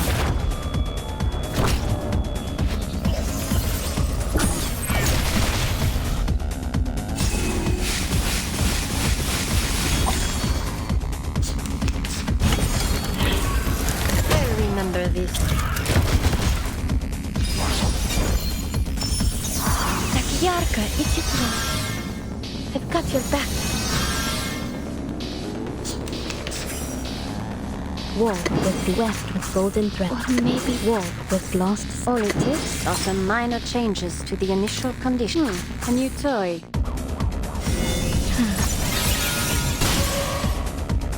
May the butterflies and light comes red hued curtain. Don't take it on step. A brocade yet to be finished. Could the flap of a butterfly's wings in Brazil stir a tornado in Texas?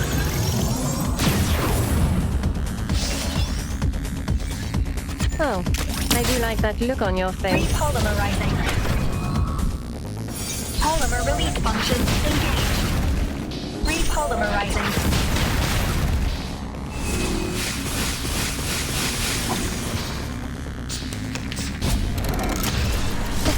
I remember this. Synchronization rate down. I've got your back. Don't take it on step.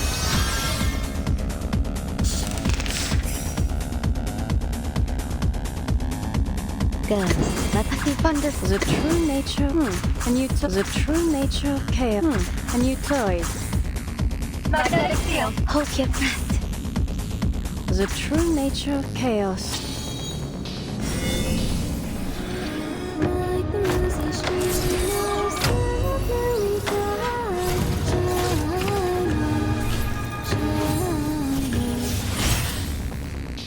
Даже далеко в космосе. Все равно здесь, со мной.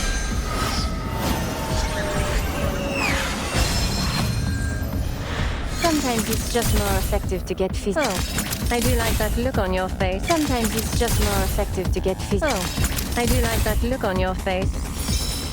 I've got your back. Fun, is it? Polymer release function engaged. Repolymerizing. Polymer release function engaged.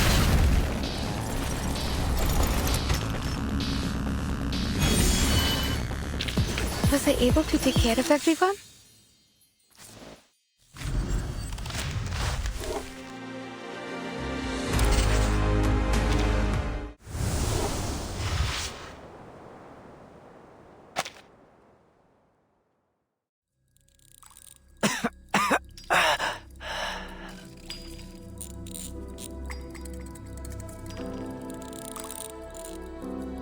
I have a son your age.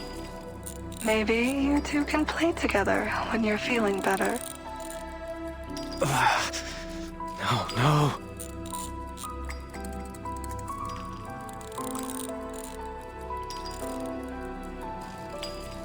This is a fine gadget, don't you think?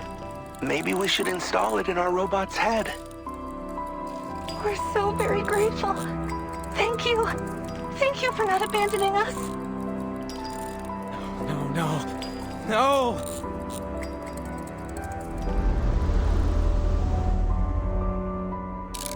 Papa? Mama? Vanya, has our country survived? Yes, Mama. People are even growing flowers again. I picked your favorites, but I couldn't bring them to your funeral. Are you taking good care of yourself? What is life like now? Are the people happy? Life is... I wish I could see all the latest technology. What can robots do now?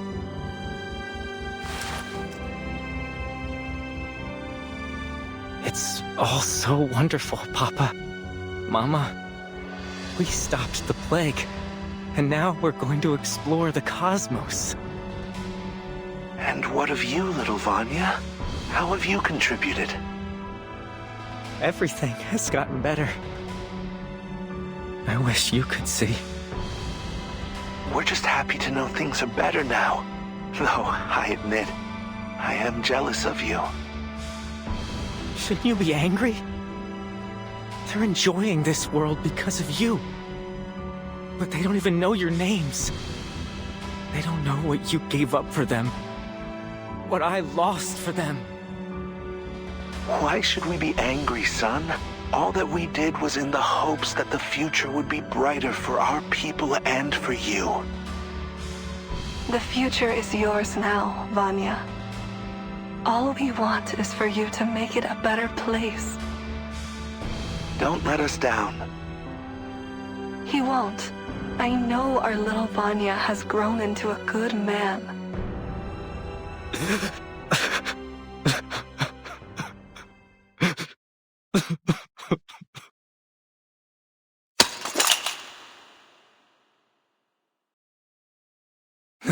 No. Mama, Papa, don't go. They have to go, Maxim. That's just the way of things. But you can choose to let them inspire you instead of dragging you into despair. Don't push too hard, Vertin. He needs time to process things.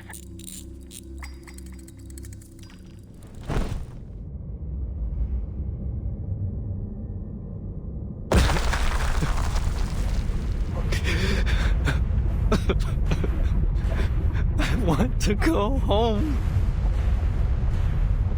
Warning. Data overflow detected. This space may be compromised, comrade. She's right, Vertin. I'm reading a cortisol spike.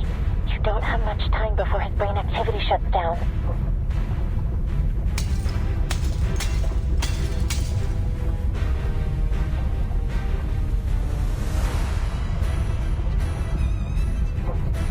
I need to go home. His drain state might collapse at any moment. You need to get out of there. Not without the password. Is there anything else we can do? Absolutely not. Your safety is top priority. Find somewhere secure now. I'm dragging you out. Wait, that fluid must be polymer. It might still have an imprint of his memories. It's our last chance.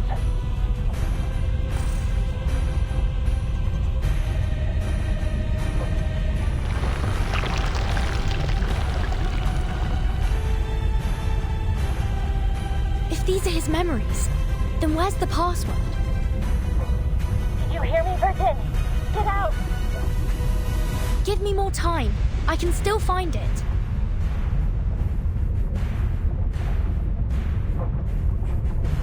Comrade Doctor, you must leave. I will continue the mission.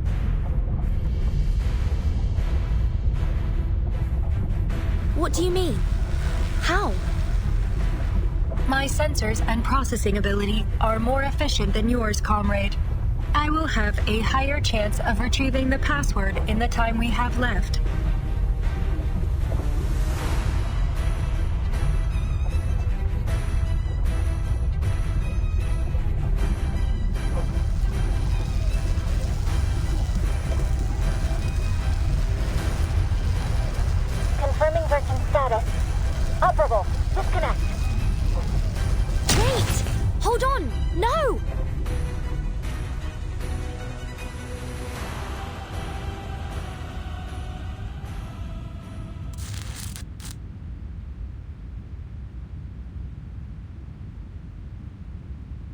Damn, you actually made it. That's some good news, at least. P3? What are you doing here? We have disabled most of the facility's hostile robots, but we were unable to secure any vehicles suitable for an evacuation. Requesting synchronization. Are you alright, Burton?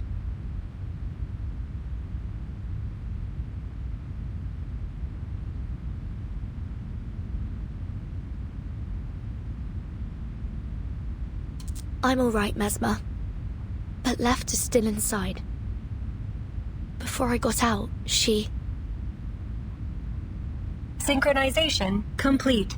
Please allow me to provide help.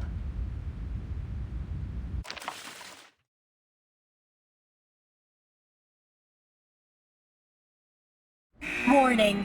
Data overflow. Left? Right? What are they doing? I believe this is their method of sharing computational power, though the ballet aesthetic only serves as a personal affectation of the designer.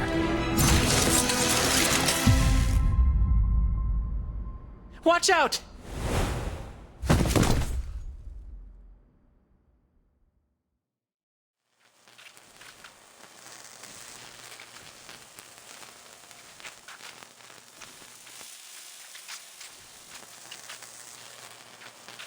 Password and antidote composition secured.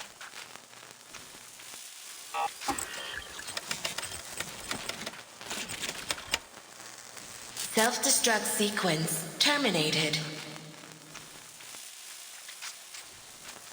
Phew.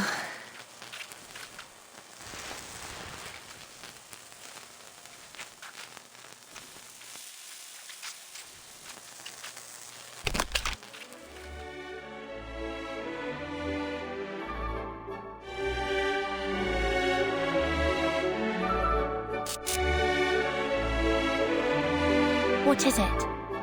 Are you alright? That song. My emotion module is experiencing a reaction to it. However, I am unable to discern the programming that explains this reaction. Has my programming been corrupted, or do I remember it from somewhere? Please, comrade, may I listen to it again? It's a beautiful song, isn't it? I suppose even a robot might find it touching. Touching, yes. Added to database. Something's irked me this entire time. If the twins were able to access artificial somnambulism, that must mean they have a consciousness. Perhaps they can even dream. Were we still within your artificial somnambulism? Or was it only limbo after all? Can I dream? Of course you can. Bots like you and Charles gotta have feelings, right? Why else would he be such a pain in my ass? Seems like a question for another time, though. You two should get yourselves repaired. I don't want the boss to blame me for you ladies falling apart. Damn. There is something familiar about that song, isn't there?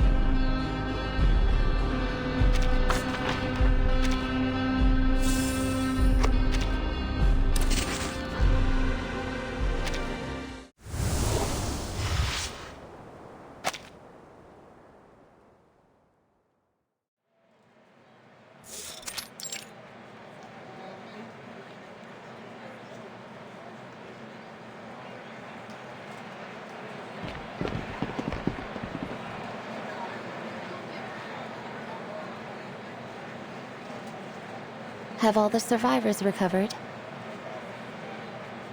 Yeah, seems like the government is still reeling from the diplomatic fracas, and they've locked down the exhibition hall. But the worst of it is over. No news about the twins, though. I hope they're all right. They're actually coming to pick us up. Seems like Dr. Sechenov has already installed them into brand new bodies. And what about Maxim? How do they deal with him? I have no idea. Perhaps Dr. Sechenov will know. Good. I have some questions for him, too.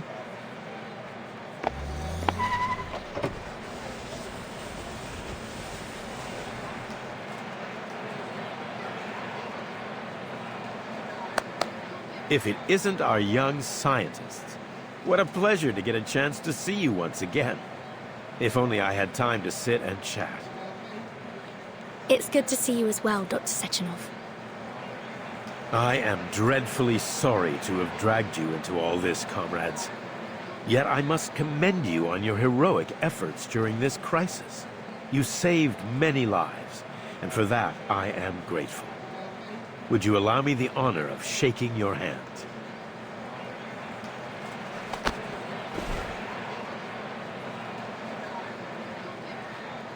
I've been wondering how I might reward you for all you've done.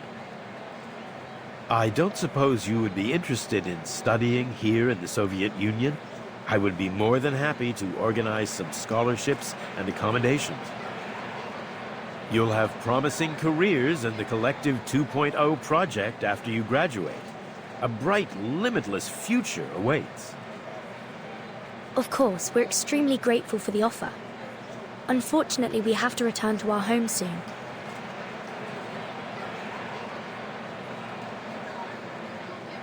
Dr. Sechenov, I must be frank. We're deeply concerned about the safety of Collective 2.0 after these events. Are you really going to proceed with the launch?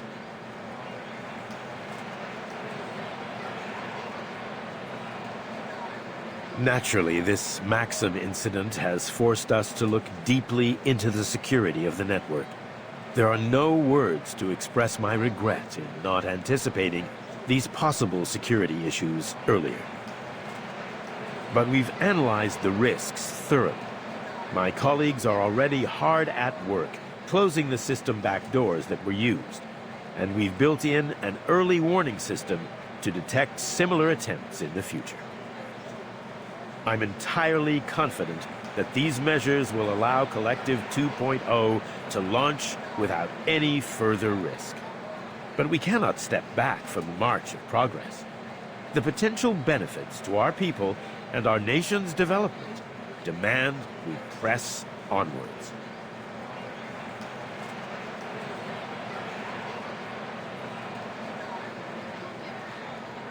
The March of Progress. I admit, it will be a revolutionary paradigm shift, if it works.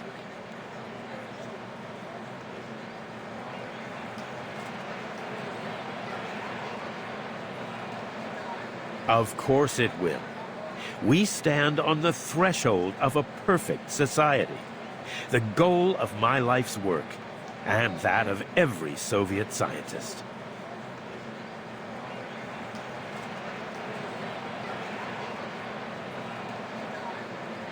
One more thing, Dr. Sechenov. It's about Maxim. His body has been taken care of. As for the loose ends, we're still discussing the matter internally. I hope to find a resolution that satisfies everyone. The question remains how he accomplished this attack. Someone must have backed his play for their own purposes, and I suspect I know who. Molotov and I have always had differences. Oh, my apologies. It's nothing to trouble you with. Please enjoy the celebration. You must excuse me for not accompanying you further, but I'm sure you understand I have a busy schedule ahead. We appreciate your hospitality. Goodbye, Dr. Sechenov.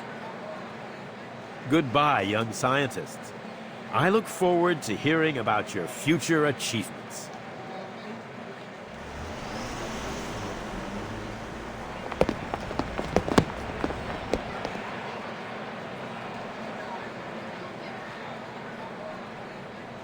Hey! Over here. Huh?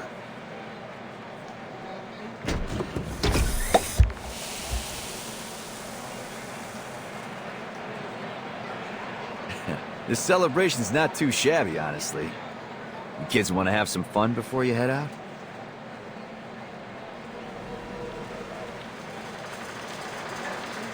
Three sodas, please.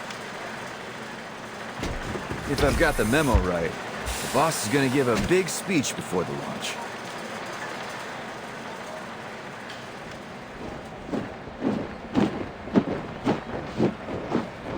What's that formation? Let me see.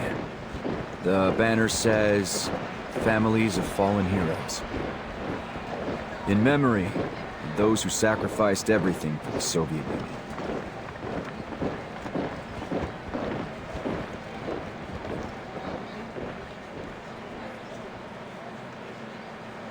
The sacrifices of one generation fuel the achievements of the next.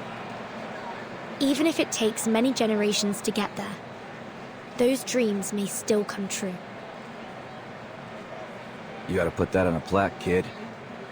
Come on, don't be so serious. Let's have a little music to lighten the mood. What do you say? Sounds good to me.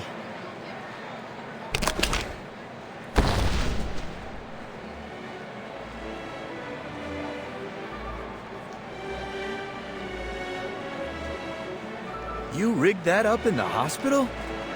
Gotta admit, that's impressive. I thought I was a firearms expert, but you managed to make a gun work better with just a music box. You gotta teach me your tricks. Well, it's kind of a patented technique.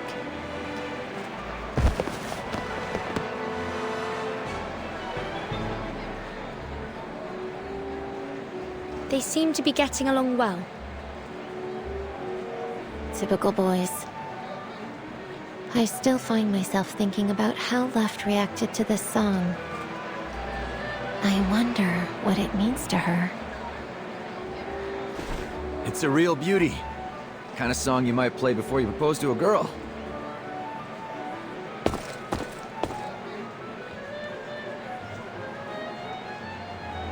What's it called? That would be Waltz of the Flowers, Major. Yeah. Figures it'd be something like that. Can't shake the feeling I've heard it somewhere.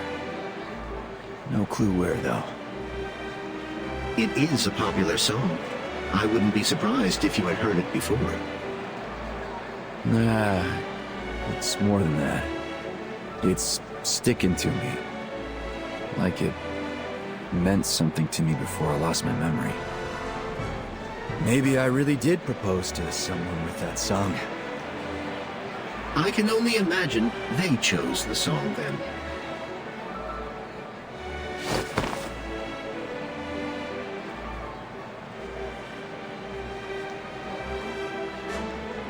I think our experiment is coming to an end.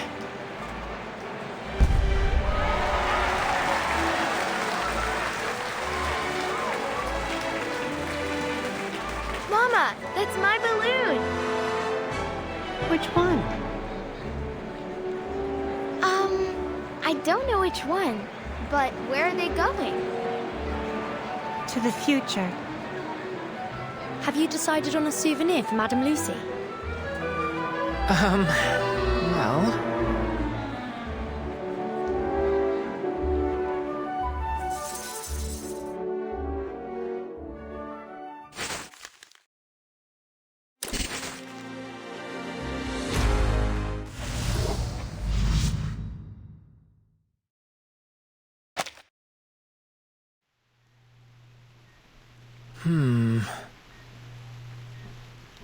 That is unexpected.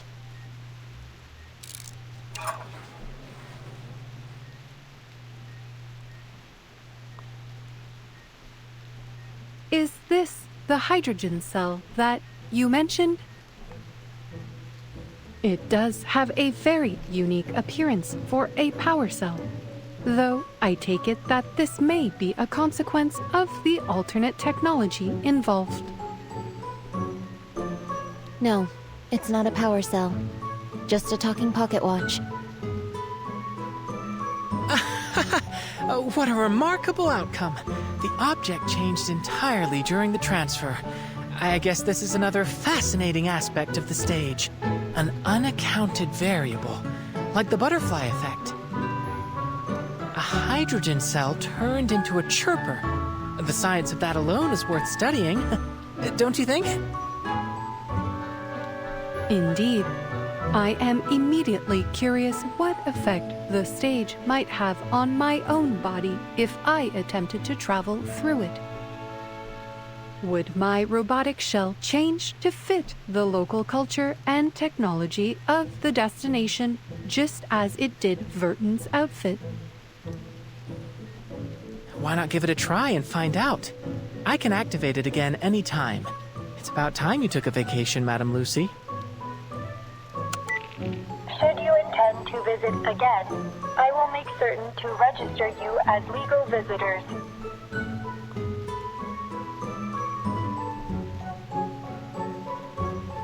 Thank you for your offer, but I am afraid I have to decline. I believe our team is in need of an immediate physical examination after the events they have gone through, in particular, to determine the effects of a certain injection.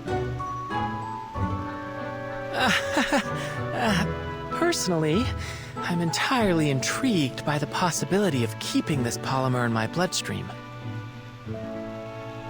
Your well-being is top priority in this particular matter, Researcher X. Can we make it short? The stage could change its destination any time. I don't want to ruin Madam Lucy's prospects for a vacation. You'll need a thorough examination, I'm afraid. We can't run the risk that the polymer shifted during travel as well.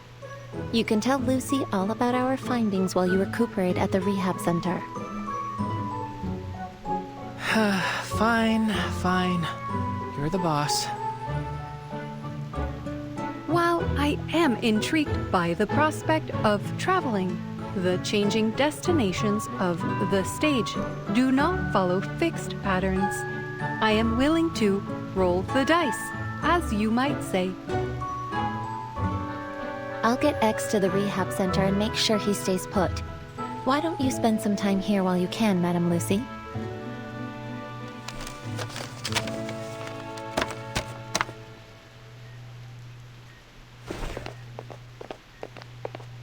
There appears to be a strong rapport between you and your researchers. It pleases me to hear you say that. I will take that as a marked improvement of my understanding of humanitarianism. From my cursory reading of Verton's report, I have already learned a great deal about your world.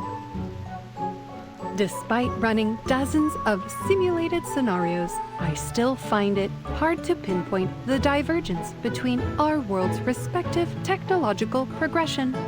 Another fascinating element of scientific discovery. Scientific development is often shaped by the demands of the environment. Perhaps the unique struggles of your world led to a divergence in technological need, just as they did in ours. If I have learned anything from humans, it is that their greatest motivation is and has always been survival. It is admirable, even if it can lead science towards destructive paths. The greatest danger lies in giving up and dwelling in the mistakes of the past. I have lived through many generations of human technology and observed their progress firsthand. Setbacks and disasters are inevitable, but there will always be those willing to take risks to bring about a better world. innovation is a process that feels in many ways like laying track before a speeding train. Too often, we only see the hazards ahead when it is too late to change course. But as long as humanity survives, they will learn from those harsh lessons and overcome. Analysis. Your theory of human progress bears a strong resemblance to the process of natural selection. Perhaps so. But the random dictates of genetic mutation are a much slower process. I have seen human innovation leapfrog eons of natural development within a single generation. I am excited to see where they will go next.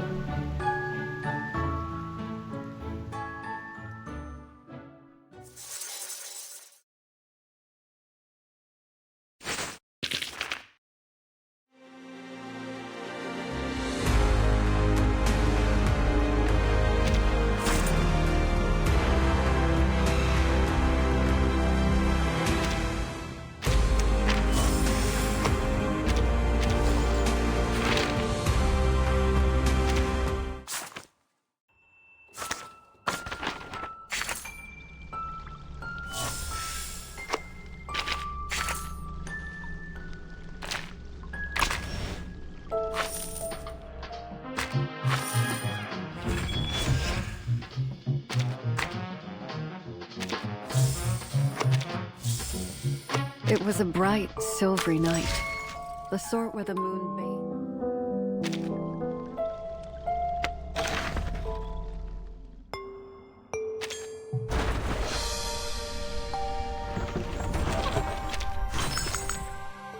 Aloha! Welcome to...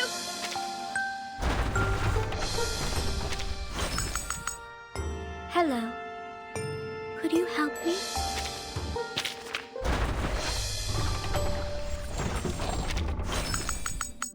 Balloons.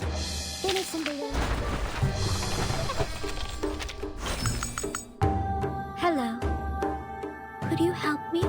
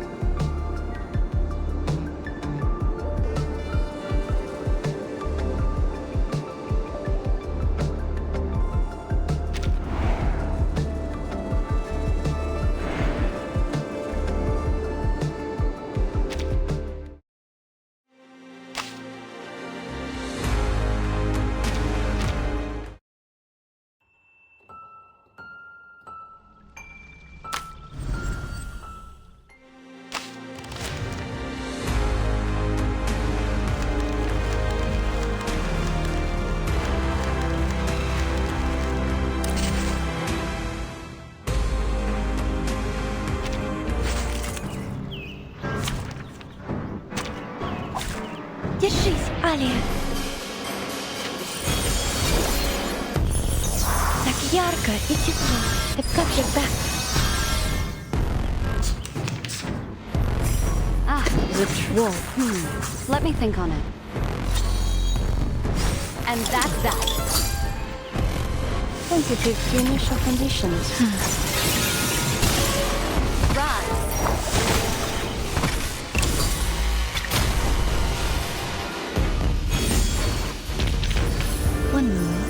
I'm just finishing up this.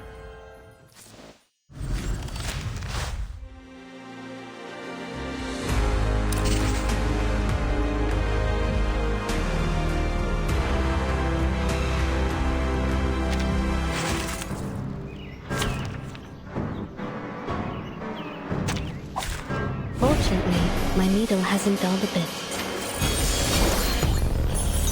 Так ярко и тепло. I've got your back. Rich warp weft with golden thread. Concentrate and visualize.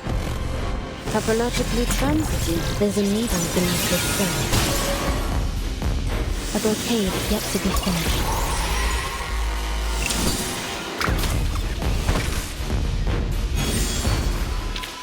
One moment, I'm just finishing up this embroidery.